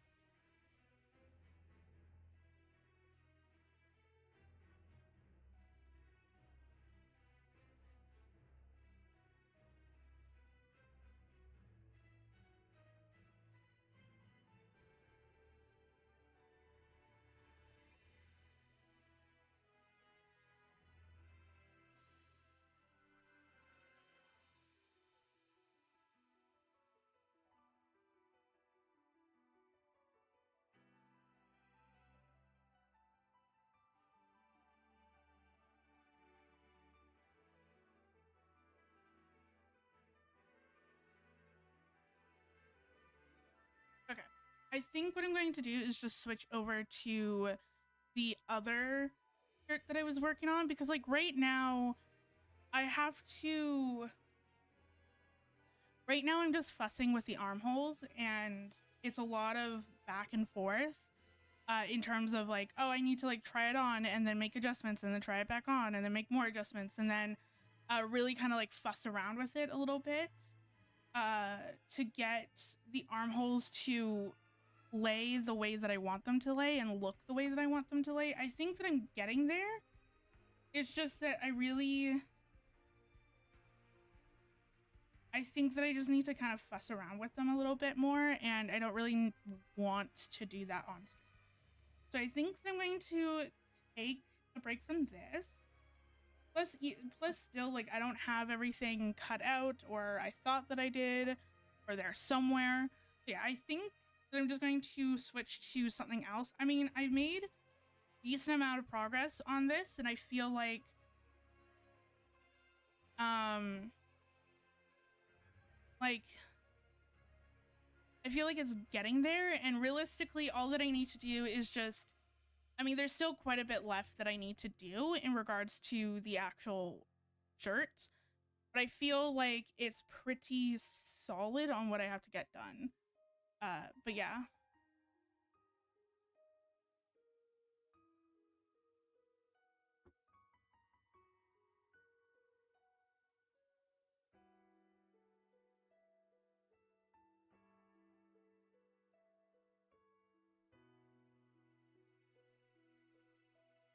So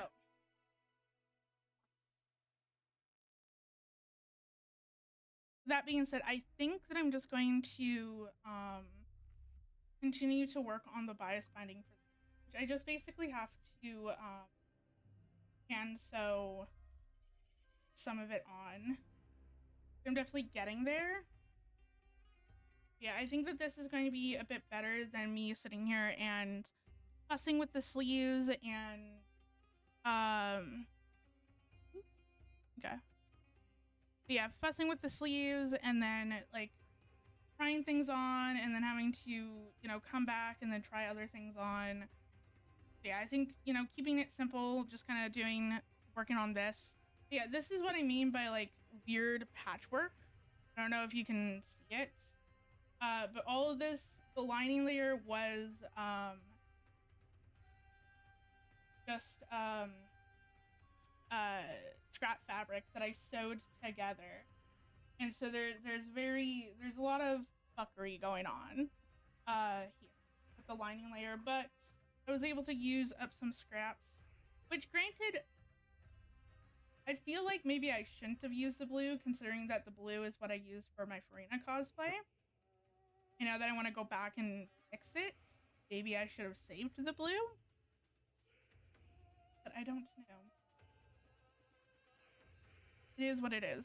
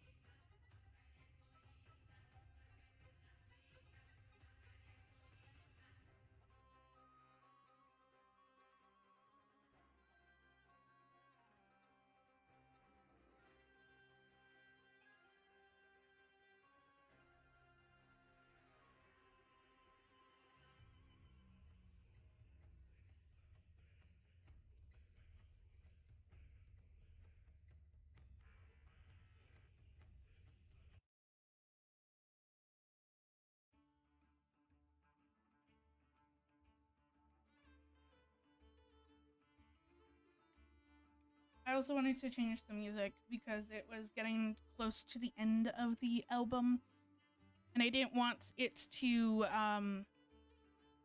go off of the album and then start playing random music. Yeah.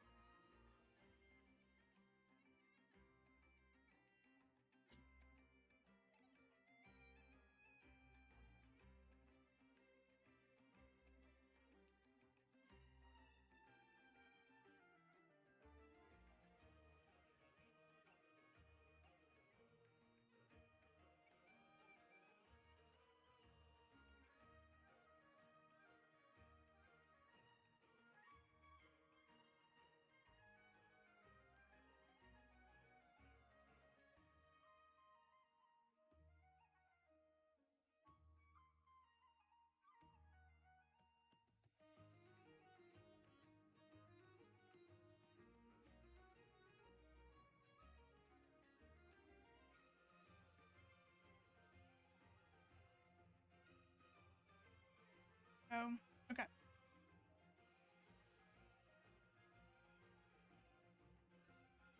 And I left off.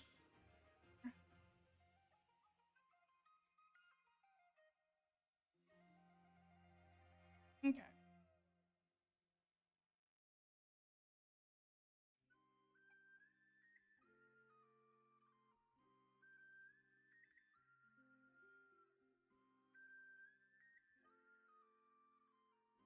Yeah, once I finish attaching the bias binding, then all I have to do is just attach the button. And then it's ready to go. Hopefully I can get this finished this year and I can actually wear it this year. That would be fantastic. Because at least then I would have one summer shirt that I actually made and that I can wear. Yeah, I definitely need to get. I need to get more into making shirts. I tend to make skirts, and every time that I buy new fabric, I'm just like, oh, this would actually make a really pretty skirt. And so I have like 3 or 4 different skirts that I enjoy wearing. But I don't have any shirts that I can wear with. I mean, I do have like one, but I need to fix it because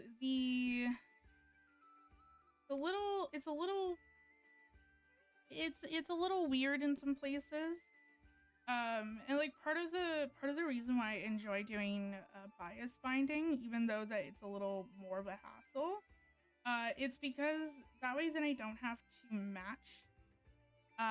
make sure that my lining layer matches with my outer layer, because that was what happened with my other shirt that I made, because I didn't put bias binding on it. I just kind of sandwiched the 2 layers together and then sewed them all up.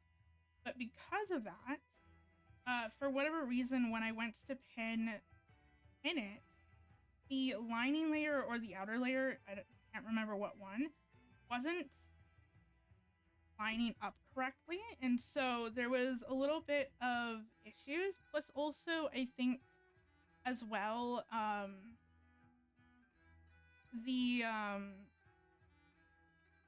and then also the corners as well. Sometimes the corners is a little bit can get a little bit skewed where they get pinched, or that sort of thing. So it's like even though that it's a bit more of a hassle, where it's like I have to. I mean, technically, I don't have to hand sew the bias binding on unless I want the, like, if I'm okay with like the stitches going through on the other side. Which,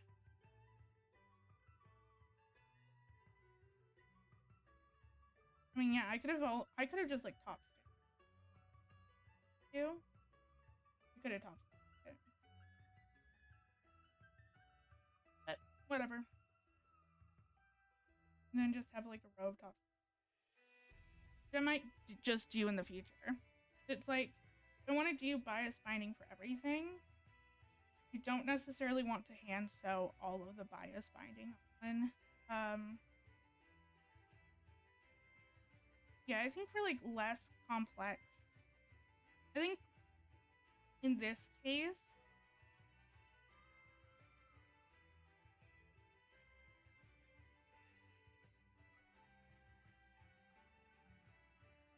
I think in this case,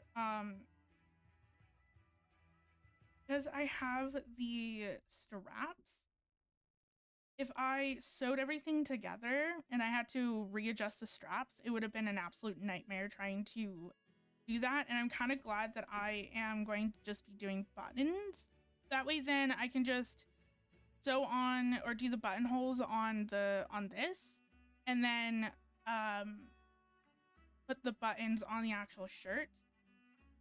And then everything's to size. And then if I want to just change, if something's like too long or too short, if something's like too long or too short, then I can just change the placement of the buttons, and it's a lot easier than sitting here and having to sew it and then,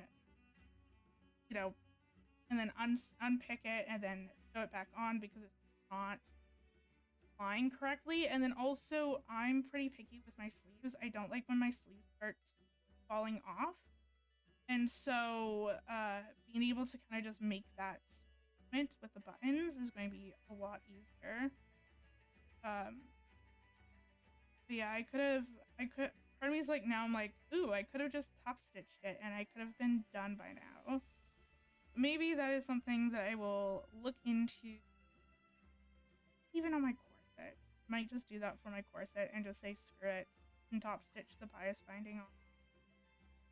I'm like, there's no rules. I mean, there is kind of rules going, not necessarily like, I think in this case it's more of just a personal preference than anything else. But I mean, there's certain rules that you should follow with sewing, like, you know, doing like sewing with a stretch or not with a zigzag stitch on stretch fabric. Cause like there's an actual reason as to why you should do that instead of doing it like a straight stitch. So things like that, I'm like, okay, yes, those are rules that you should probably abide by to a certain extent. But like in this case, it just kind of comes down to personal preference, and if you want to like, if you don't really care about the top stitching or people seeing stitching, which like in all honesty is, if people are that close to the point where they can pick out your top stitching and like judge your top stitching, they're a little too close. Unless like you're friends, but like unless you know the person really well, but still. Like a random stranger is not going to come up and like be like, your top you can see your stitches. Also, like half the time, majority of the time, people don't even know. People won't even know. You know, so I think that that's oh,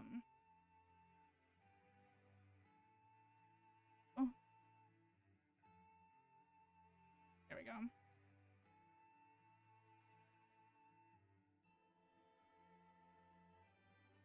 But that way, like again, like most people don't really know how to sew.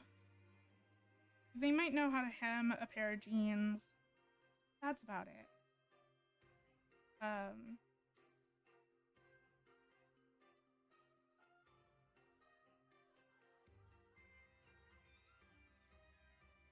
Yeah, I know, like, I got into sewing because I wanted to do cosplay, and then I just kind of started making my own clothes once I was finished the cosplay that I was working on.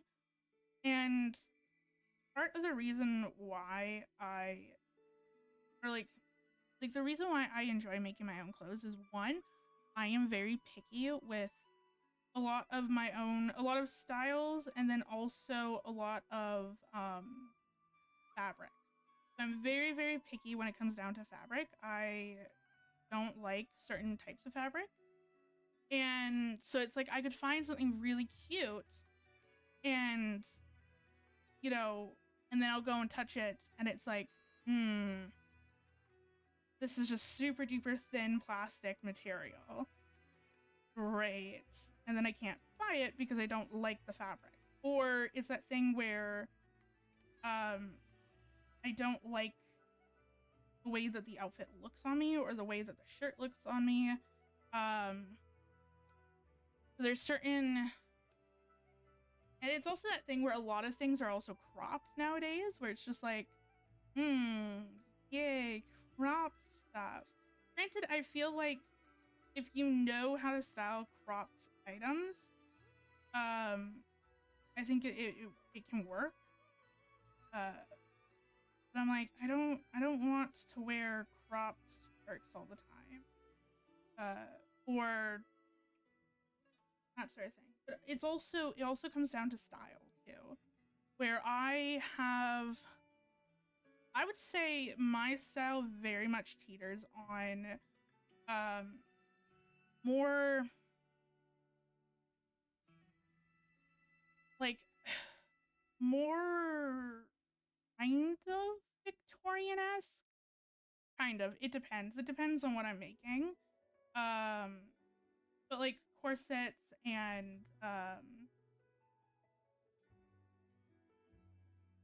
other things, and like the big skirts and the poofy sleeves.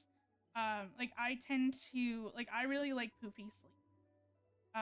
Or very dramatic sleeves. I like to make a statement, but trying to find any clothing that is like that is next to impossible unless you want to, dish out $200 on a t-shirt or on a dress. I personally don't want to do. I would say my style is very much even like closer to like Hot Topic stuff. I know that there's certain stuff in Hot Topic that I really enjoy and that I would love to wear. But it's also hard where now I'm just like, well, I could actually make this at home for the fraction of the price that I'm paying here, and I get to customize it to my body, and I also get to customize the like everything about it. So I'm like, why am I going to sit here and spend $80 to $100 on a shirt that I can go home, spend maybe 20 hours making, and it will fit 10 times better? Like it just seems like it's a no-brainer. I'd much rather just go home and um make my own clothes. But the issue is I just don't have the time, which is the biggest issue. I'm like, yeah, like I would love to sit down and make 5-10 shirts, but I'm like, each shirt's going to take me like 10 hours to do. I don't really have that time anymore. So I'm trying to just part of the reason why I kind of wanted to spend today. Whoops. Not cut that and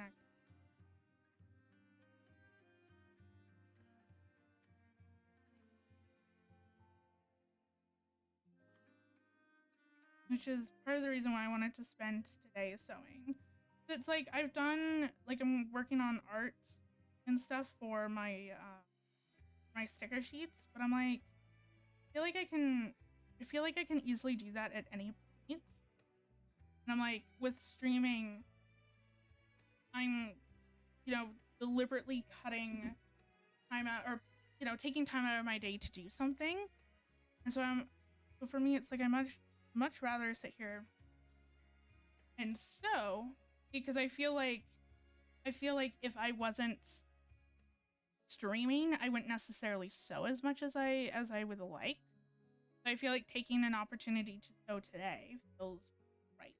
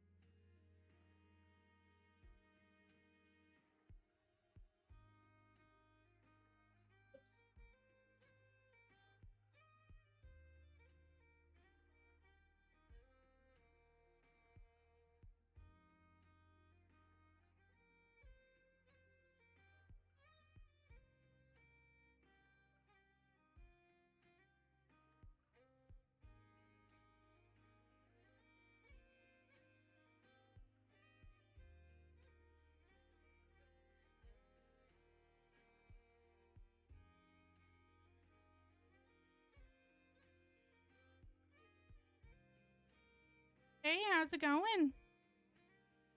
I'm just working on a shirt. I'm just sewing the bias binding on, but I'm trying to thread my needle.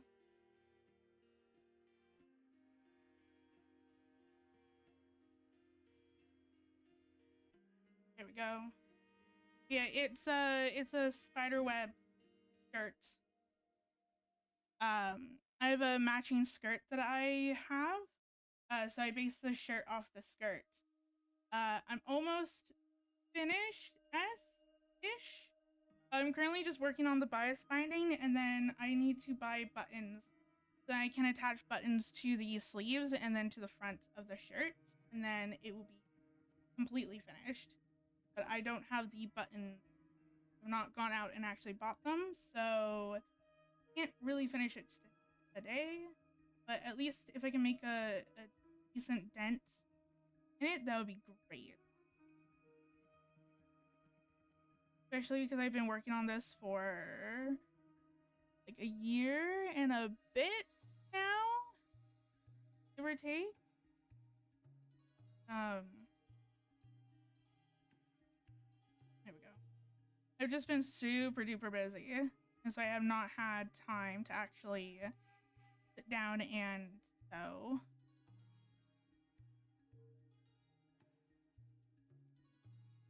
I know, especially like I want to make some summer outfits. But now it's like the middle of summer and I have not done anything, and I'm like, oof. Now or never. Trying to fit sewing into my busy schedule has been quite difficult.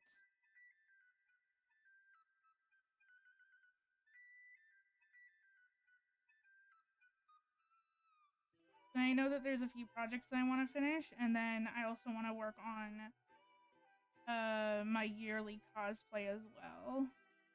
I'm going to go through and rework my Farina cosplay that I did about 2 years ago because there's a lot that I need to go through and fix.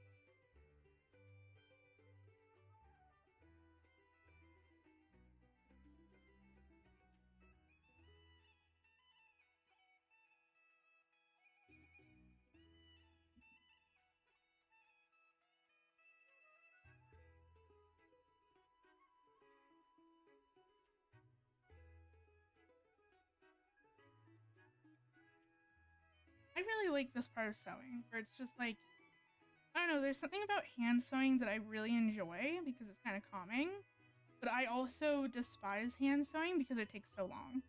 Like, it's nice to do once in a while, but I'm like, if I had to make an entire outfit that's hand sewed, I think I would lose my mind. It's also part of the reason why, like, I know at some points, I know when I was really ambitious and I had when I thought that I had a lot of time, I wanted to pick up embroidery, like hand embroidery. I wanted to embroider some stuff onto my clothes. But I just never got around to figuring that out. So, in doing that, I bought like a whole kit, and everything, and I still have not done it because I just don't have the time. I know I also enjoy like diamond painting. Like I was huge into diamond painting,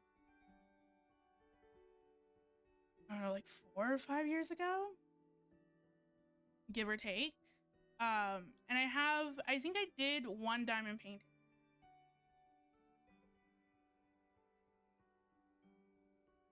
Because like they're huge. And I think I got like midway through another diamond painting and then I just kind of stopped.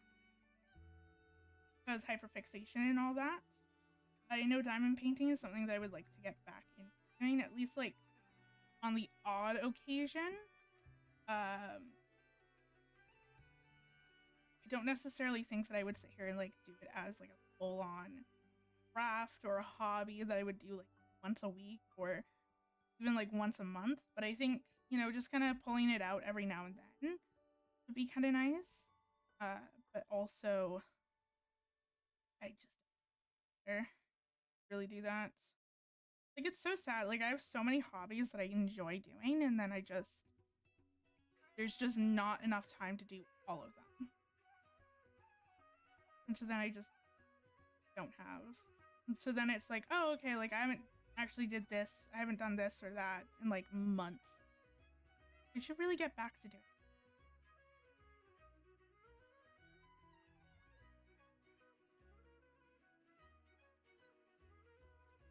And I know like there's quite a bit of sewing projects that I want to do.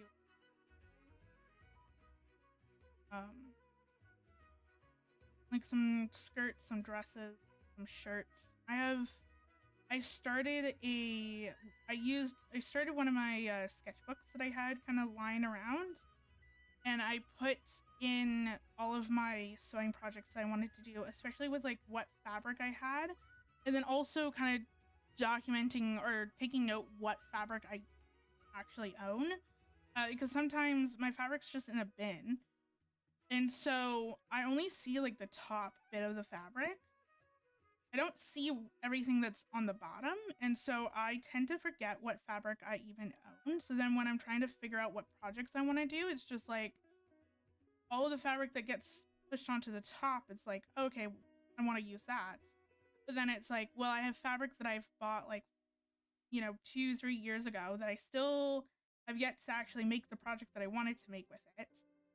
And thus, but it's sitting at the bottom, so I don't even realize that it's there.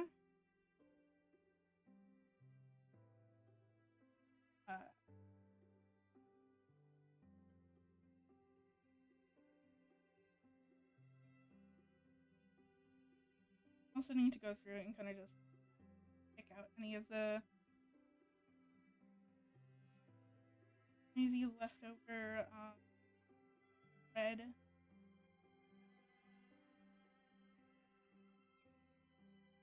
I also really need to well covered in cat hair. Hey.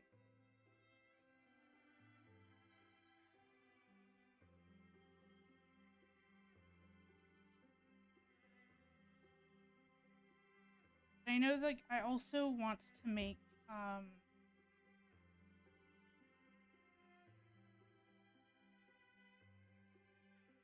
what you call it.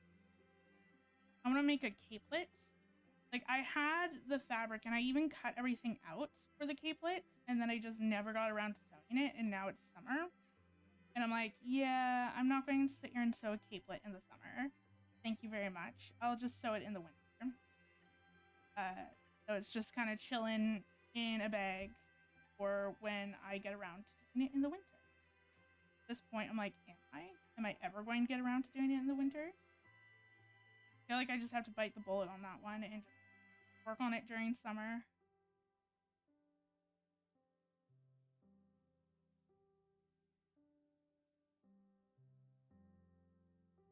I also know that there's like a lot of other like video games. There's so many things that I want to do. I just feel like I never have the time. I have a backlog of video games that I would like to play. There's like a long list of animes that I would like to watch, and like TV shows, and even like rewatching TV shows as well. I'd also like to do that too. There's not enough time in the day to actually get everything that I want done, actually done.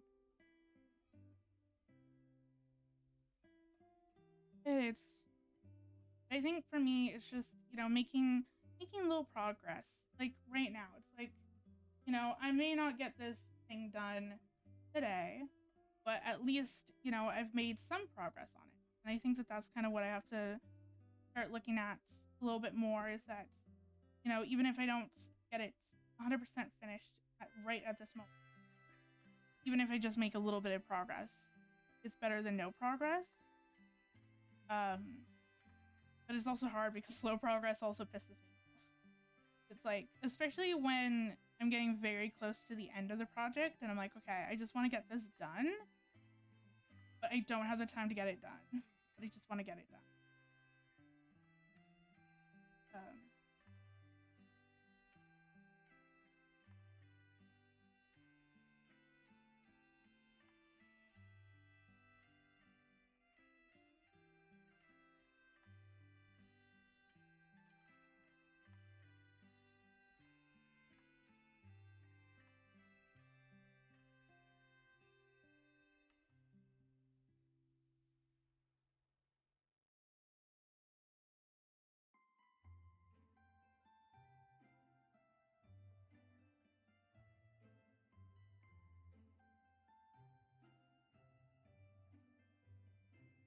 I'm kind of regretting my choice of not just sitting here and just doing a top stitch. Of like sitting here and actually like whip stitching everything. I don't mind if you saw the actual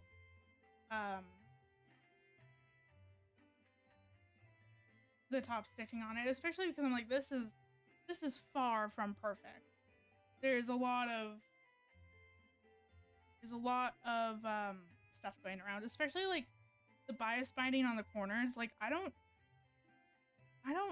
know what the hell. I don't know how to do bias binding on corners, to be honest. Like I feel like I got a decent understanding, and then I feel like I don't. Like it makes sense. I get everything, I put everything, I fold everything the way that I'm supposed to fold it, and then I flip it, and it doesn't look like the way that it's supposed to. I'm like, I don't get it.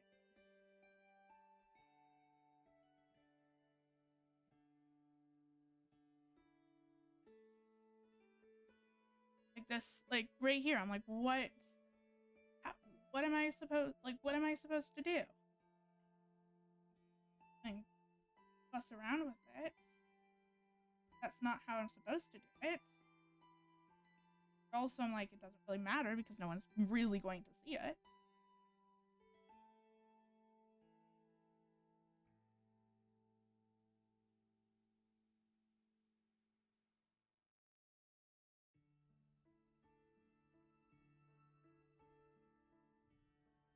So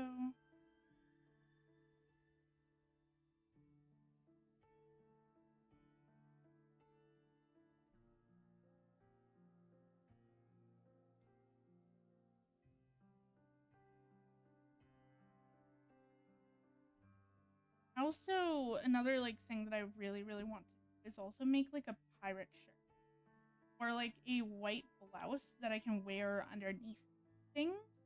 I feel like that's also I feel like I have a few things that would look really nice if I just had like a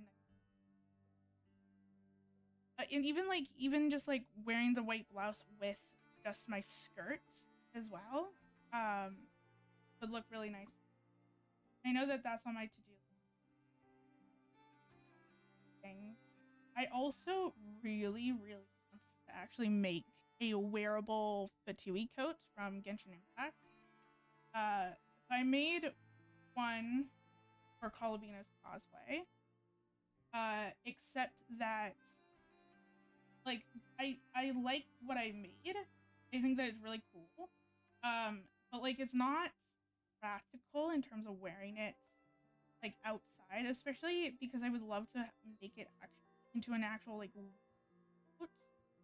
Um, so I would probably make it a little bit shorter than what it is, or definitely make it shorter than what it currently is. Um, then potentially put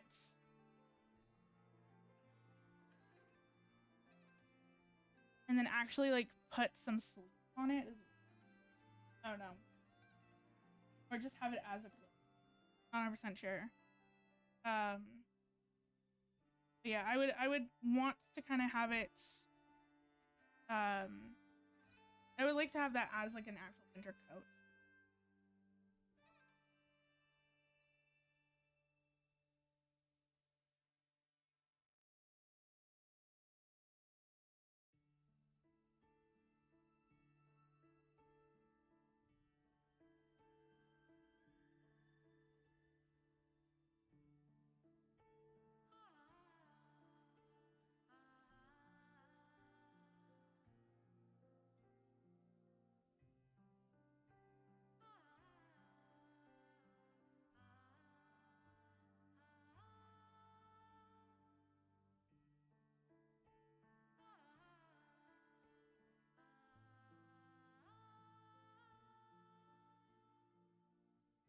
To thread.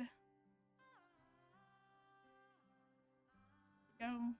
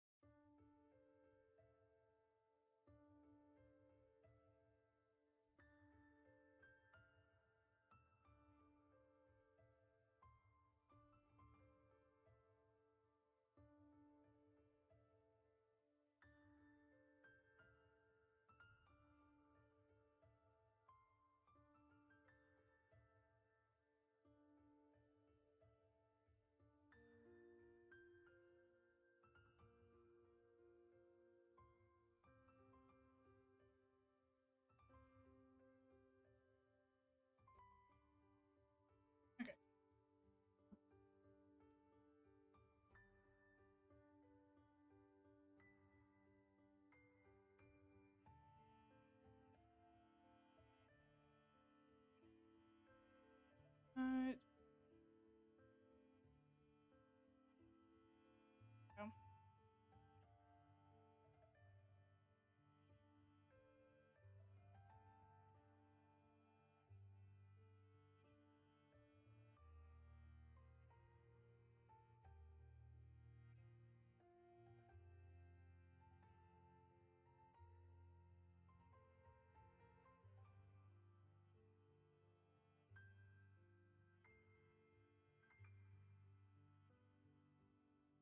there we go.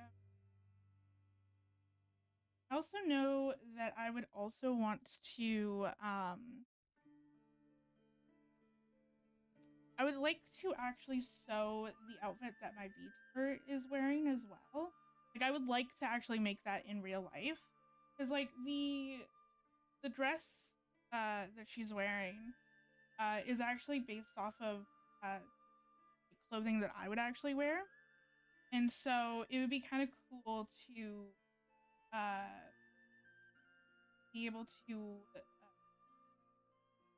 like it would be cool to actually make it and like be able to wear it and that sort of thing. It's definitely that's definitely on my to-do list as well. I don't think that I have. See, I might also end up reworking a skirt that I made. So like I made a long skirt, a long green skirt for an event that I went to. And you had to wear like a long skirt. It was more of like a historical uh like a historical event. So they wanted people to be, you know, wearing semi period active like somewhat period active? No. Accurate uh pieces of clothing. And so I don't really own long skirts. Or I did. I was like, but I wanted to, um, technically I do own long skirts. It's just that I'm someone who likes very poofy and very squishy skirts. And the skirts that I bought don't, aren't like that. They aren't that, uh, and so I wanted to make my own. But the issue is that I don't actually like wearing long skirts, especially the green skirt that I made. It's too long and it's too much. And so then when I go out wearing it, I feel like I'm just going to be a major tripping hazard. And like trying to go upstairs is a nightmare with it as well because um I have to pick up the skirt that way then I don't trip on it. I'm like, I might end up going through and just reworking, like maybe just cutting it into like a length kind of skirt. I know the skirt would look really well, or maybe I'll keep it and maybe I'll just buy a petticoat or a hoop skirt. I think that would look really nice with like a hoop skirt or like a petty skirt or petticoat underneath. I think more so like a hoop because there's definitely enough fabric to do that with the skirt because it's gathered, the gathered skirt. So there's a lot of fabric to work with. But also I'm like I don't know if I would actually wear that out. That's the only issue. Like in theory, I like to wear that sort of stuff, but then also I'm like in practice, I feel like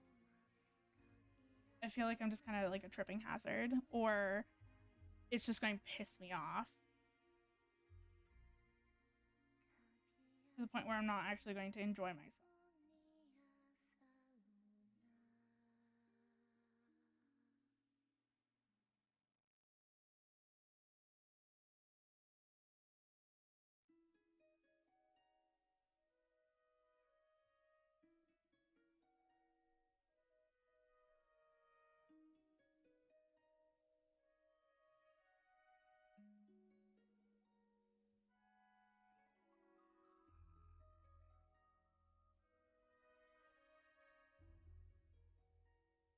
I don't know. I might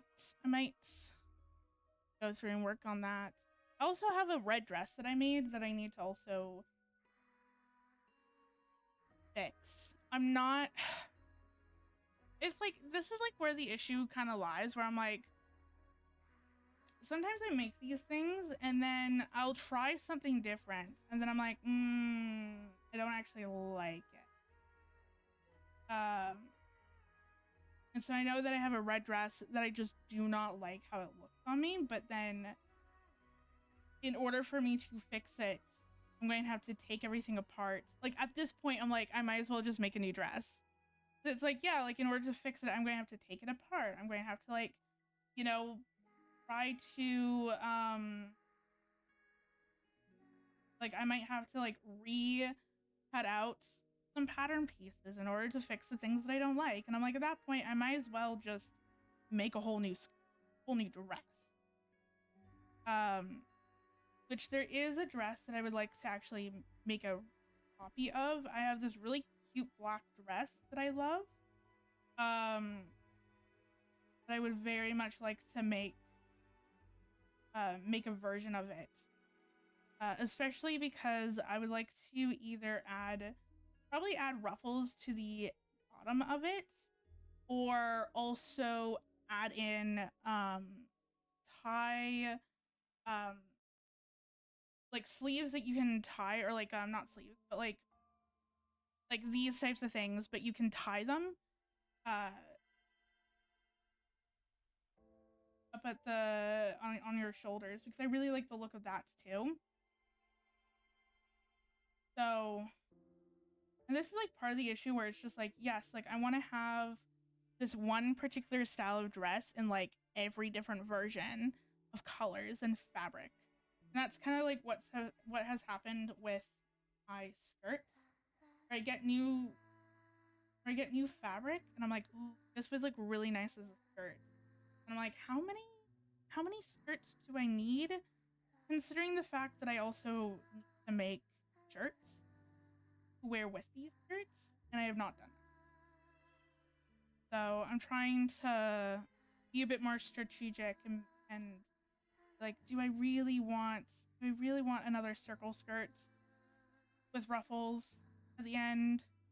Or should I just make a shirt?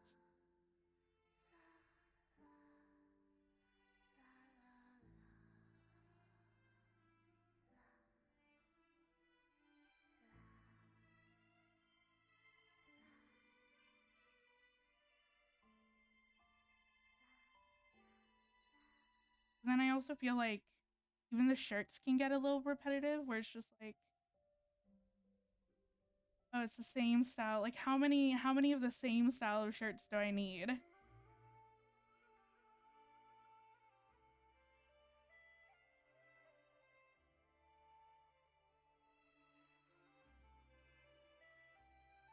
I don't really want to start on any new projects until I get this shirt done, the wrap shirt that I started today on or finished, and then also the corset, because those are like three big projects that are just taking up a lot of space in my bin. Like if I can get, it's like now it's just like now, you know, the pattern pieces aren't just like in a nice little stack. They're actually like an actual fully, you know, functioning garment that I now need to create space for. And sometimes that's easier said than done.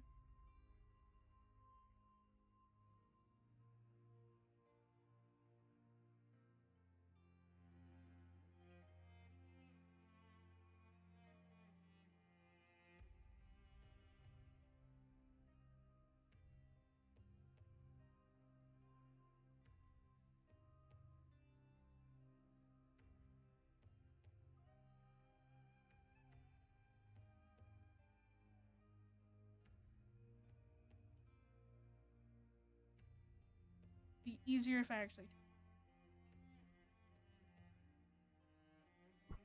Whoop.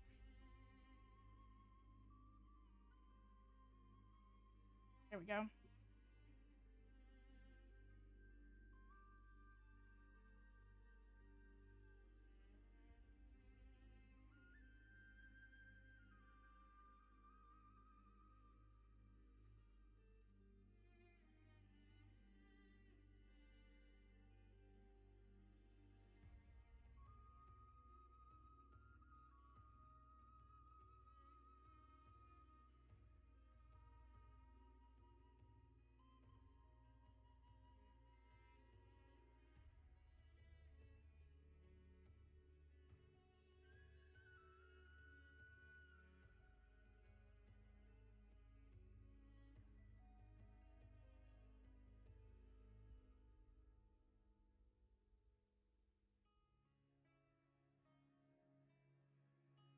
Oh, and then I never actually explained. I was going to do this on. I was going to explain what happened on Friday on Tuesday, but then I got distracted playing through the quests in Genshin that I never actually stated what the hell happened. So I ended up having to cancel Friday's last week, which I was not planning on doing. But I was getting everything ready. It was like 4:48 a.m. my time, and I left my room, and then I looked at my phone, and on it was like my friend called me and sent a message as well. She's just like, "Yeah, so I found black mold in my room. Uh, you know, and I have to move everything to see if there's more." And immediately I'm like, "Oh fuck." Uh, so I called her back, and she's just like, "Oh, you called back?" And I'm like, "Yeah, this really feels like a phone conversation, not a text message conversation." Especially because I'm like, "Girl, give me the deets. Like, what the hell happened? Like, what's going on? You know, all of this fun stuff." And she she found like a little bit of black mold in her room, but she needed to move her furniture to see if there was any more. She didn't, and like of course, like, you know, wearing all the proper gear and like getting the proper spray to like kill the mold and all that fun jazz. Yeah, she's just like, you know, she moved something and then she found it, and so now she's just like, ooh, she doesn't know if there's any more. So she has to like move stuff around in her room, but like her room's massive and she has a lot of furniture and she has a lot of stuff that she needed to move. And she's just like, yeah, so like no one can actually help me move these pieces of furniture. She had work on the weekend that she could not get out of. So she had to move her furniture, figure out if there's more mold, and she needed to do that all by the end of Friday or that day. So I was like, okay, I will, you know. She's like, I need help. You know, and she's just like, oh, like I know that you stream, I know that you're busy, and I'm like, girl, shut the fuck up. I'm coming over right now, and I am helping you. Like I'm like, as much as it sucks for me to have to cancel, especially because I was, you know, looking forward to it, and I was looking forward to, you know, to playing Genshin and stuff like that. I'm like, this, I feel like what you're currently dealing with is more important than me playing a video game. And I also would feel like an absolute asshole if, you know, I said, hey, yeah, sorry, I can't come over and help you. Even though that you desperately need help because I am streaming and stream is more important than you. Like, that's not who I am. That is not who I am. That is not, like, you know, of course I'm going to come over and help, and of course I'm going to like cancel stream to come over and help because that's just the right thing to do. And so I'm like, even though that I'm like, yeah, like it kind of sucks that I would have to cancel stream. It is what it is, and I know on YouTube, like I post my stream schedules on YouTube. I post it technically for me Sunday nights. And on my stream schedule, like I have a, you know, not necessarily a disclaimer, but like, you know, just kind of like a just kind of like a little thing, a little blurb being like, yeah, like stream, like the schedule is subject to change if something out of the blue happens. And I'm like, this constitutes as something out of the blue happening. Like this wasn't planned. This wasn't anything. This was, she moved something, found the mold, and she needs help moving other things to see how widespread the issue is. She had to do it that day. And so I ended up canceling stream and I went over to her place to help move furniture and see if there's anything, if there's any mold. Good news, there's no more mold. Bad news is that she has exposed concrete in her room, and the concrete's now leaking, and there's a giant crack. So, yay, no mold. But now there's a bigger issue. Especially because with the moisture, it could potentially create the mold. And so she's essentially has to move out of her room, pack everything, like put all of her stuff into bins, and so that way then they can fix her floor. It's a good chunk of her floor that's concrete and that's leaking. So so now she's staying over at my place and crashing out on my couch for the time being. Meanwhile, trying to get everything packed and moved so that her floor can get fixed. So I'm like, it's just this one thing after another in June. June's just been, I don't know what it is, but my family is just cursed in the summer. For whatever reason, a lot of bad things just happen in the summer for us. I know that there was one year that I've dubbed the Summer of Death, where I think three people died in, I think, between June and July. And we had to go to like 3 different funerals all within the summer. And then this summer, and everything that's happened now. And I'm like, oh, why? Like, I know that I hate this. I know that I hate summer because it's hot and gross, and I don't like the heat. I don't like the sun. I don't like anything about summer. But I'm like, I think also part of it is just that things don't go the way that we want to in this. Yeah, so now she's now she's crashing on our couch for the next 2-ish months while they fix stuff in her room. And like she would have stayed at her place, but there's no like extra room that she could go into and that she could use as like a makeshift bedroom. So it was just kind of like, yeah, she either, like there's just like there's nowhere else where she could go. Yeah, so that's fun.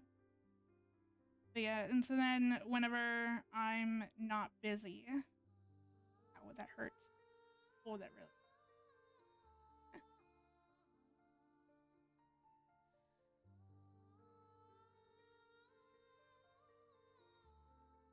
I kind of like poked myself with the. Oh, I'm going to.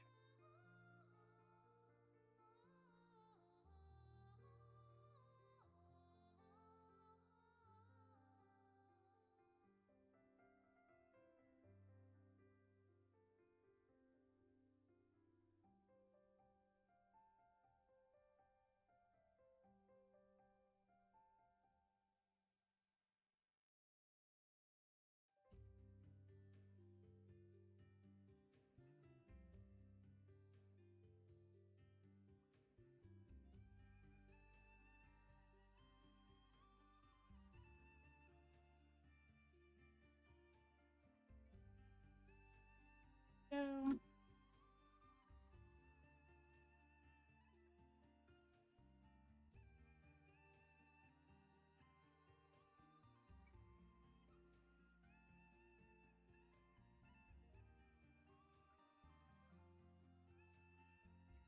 Okay. Let's. Oops.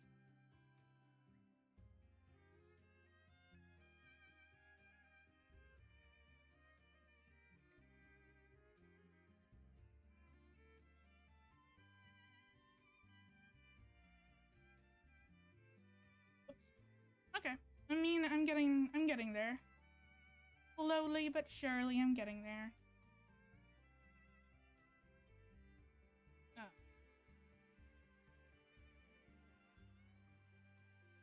I'm getting constantly poked by the by the by the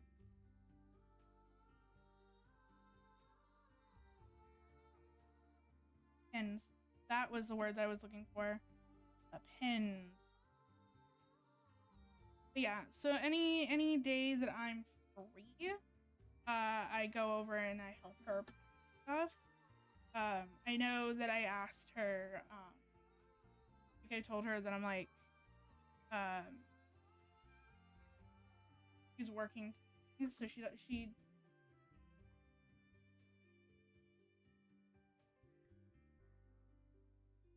But yeah, she's working today, so she can't go and actually sing over at her house. But I did ask her. I'm like, hey, do you want me to like cancel stream on Tuesday? And then I can go and help out. And I'm like, I told her, I'm like, listen, I'm like, I don't really want to cancel because, um,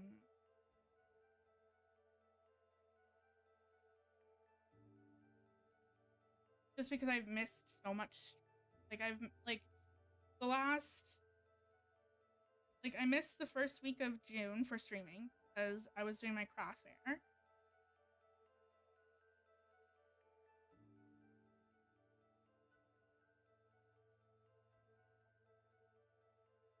And then I was able to stream on Tuesday of last week.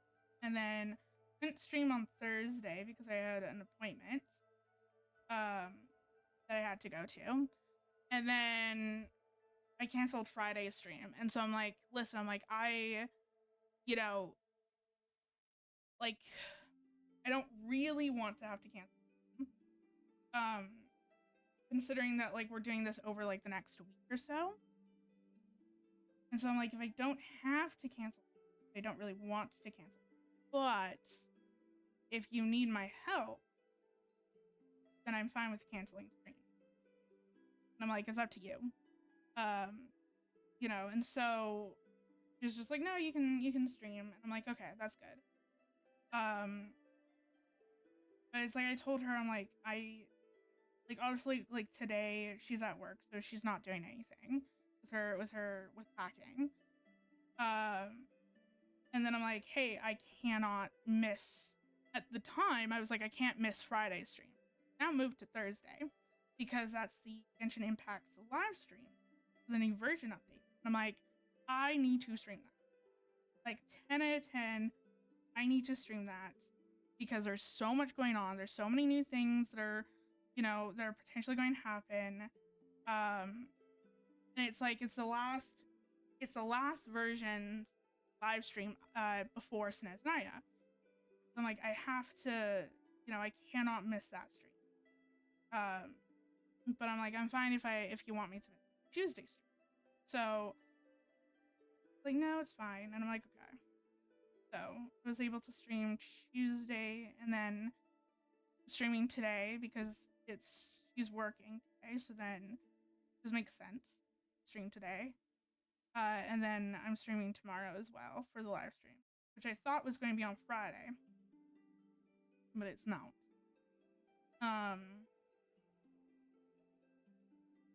But yeah, I'm really excited to see what 6.7 Genshin's live stream has in store. I'm really excited to kind of see more information on Snez Naya, you know, on Solali's and Charlotte's new outfits, and Drone. I'm really excited. I'm really excited to kind of see where everything, see kind of what's new going to happen. Um, and then I think what I'll end up doing after the live stream tomorrow, I think I'm just going to sit down and continue doing the world quest that I was doing yesterday. Because I wanted to, like, I want to get that area, like, 100%. So if I can do that tomorrow, that would be great. But I don't know. I don't know how long that world quest is. But we shall see. I think that that's probably what I'm going to do. I know that there's some character stories that I would like to also do, but I kind of want to focus more on exploration. Especially to gather up as many primo gems as I can for Syndrome, whatever other characters they're planning on releasing, especially in Snezhnaya.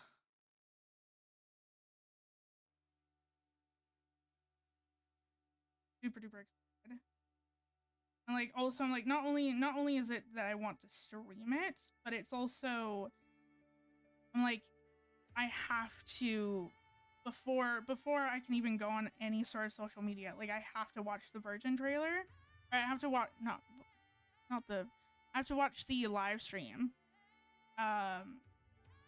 Because if I don't, then I'm going to get spoiled from all the clips that people are going to be posting tomorrow. I'm like, I have to watch it.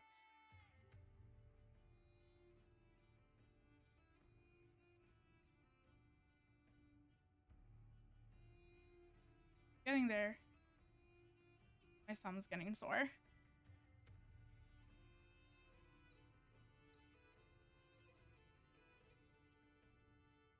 But yeah, I'm glad that I switched from doing the wrapped shirts to doing the bias binding. I need to fudge around with that shirt.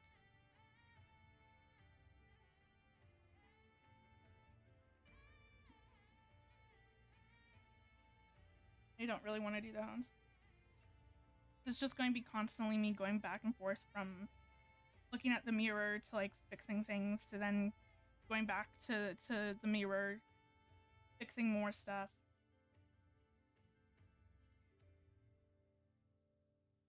Which I didn't really like.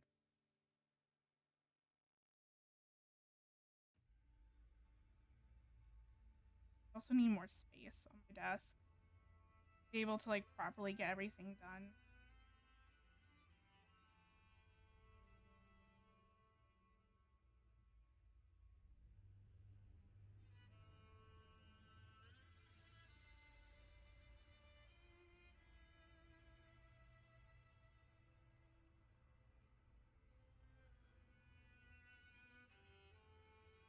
Oops.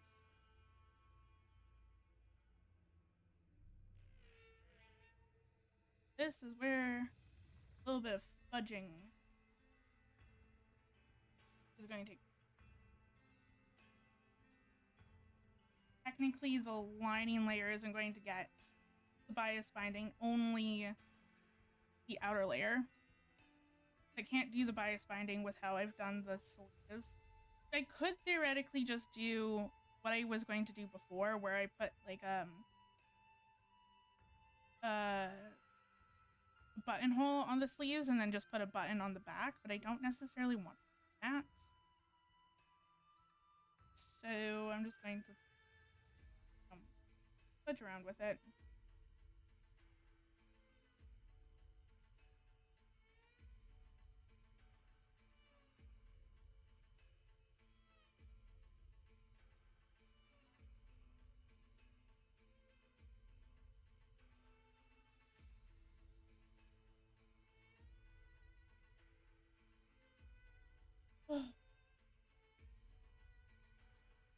Definitely my finger is starting to hurt.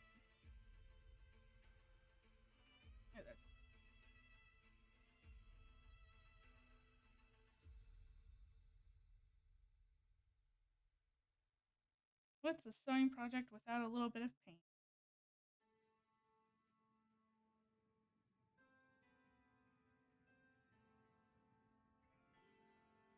Now, yes, kind of wants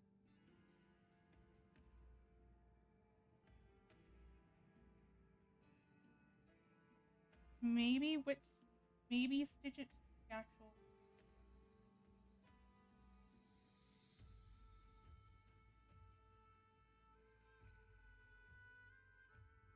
Maybe that's what I'm.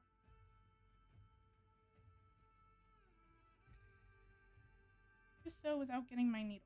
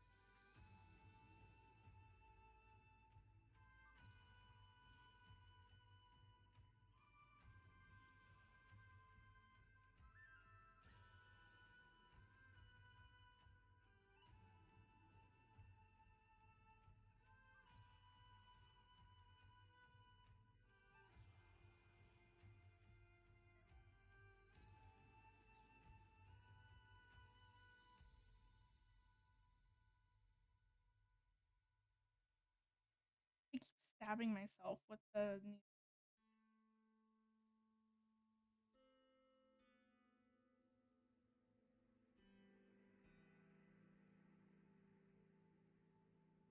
Hopefully that is okay.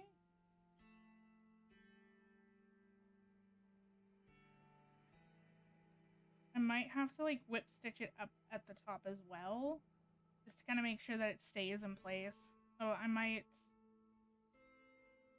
do that a little bit later.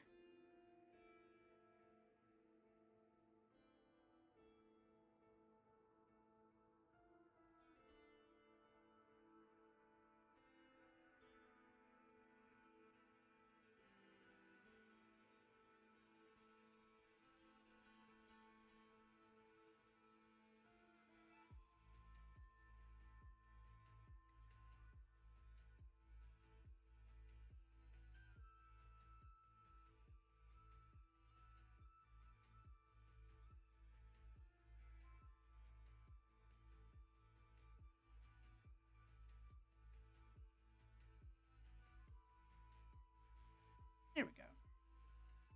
Ugh, I'm almost done. Like halfway. I mean, I'm not really actually almost done. I'm like halfway over. I'm halfway done. At least like the top row. That's all that I have left to do to whip stick. Oh, I'm getting there. Get in there. And then all I have to do is the buttons. That'd be nice. Going to nice. It's done, and then I can actually wear it. And wear it with the skirt. I mean, technically speaking, I could try on the skirts. No, not really, because I still have to do. I have to do the sleeve. Some of this because it's like, oh, like I could try on the shirt with the skirt and see how it looks. The sleeves aren't done, so then, or the straps aren't done, so then the shirt's not actually.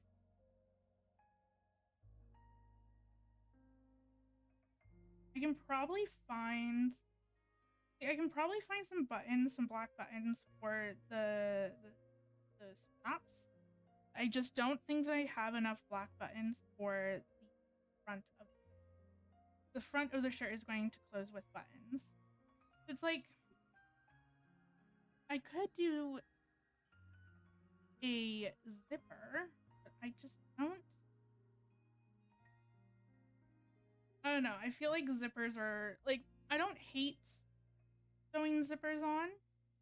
I feel like they're a pain in the ass to get to like actually like wear the item with zippers. Like I feel like it's just a constant struggle to like get the item of the like to get the clothing on with a zipper. So then you kind of like buttons more, where it's just like, okay, like it's easy, especially like buttons in the front. It's cute, and it just makes it easier to put it on and off.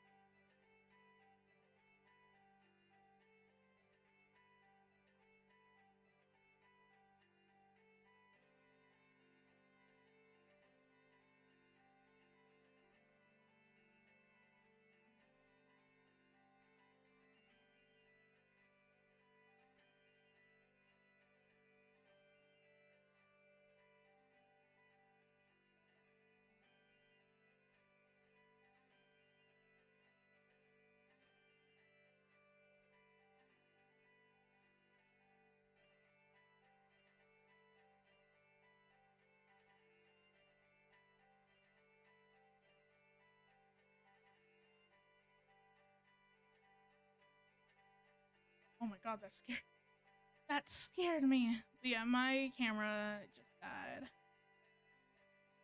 again.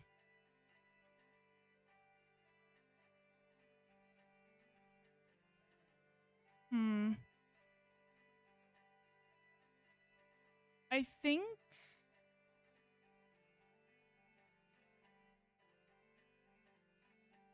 that this is probably where I'm going to call it, to be honest.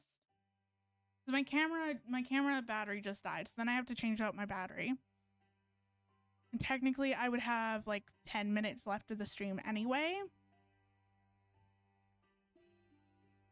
And my hands getting my fingies are getting sore with all the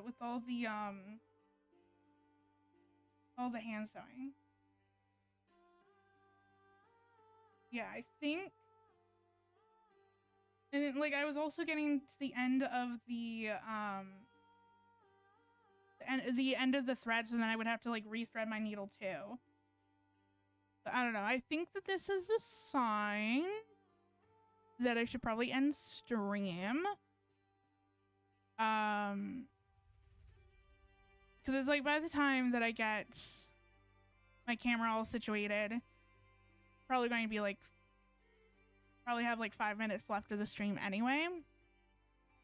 So it just doesn't really make sense to do that. But yeah, so I think that this is where I'm going to end it. I've made decent progress on some stuff.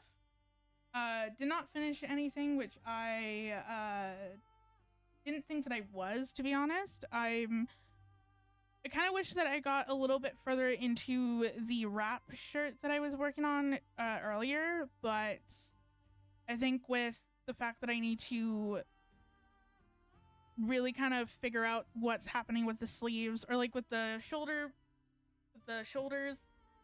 and then also needing to actually cut out more pattern pieces, because I thought that I cut everything out, but apparently not.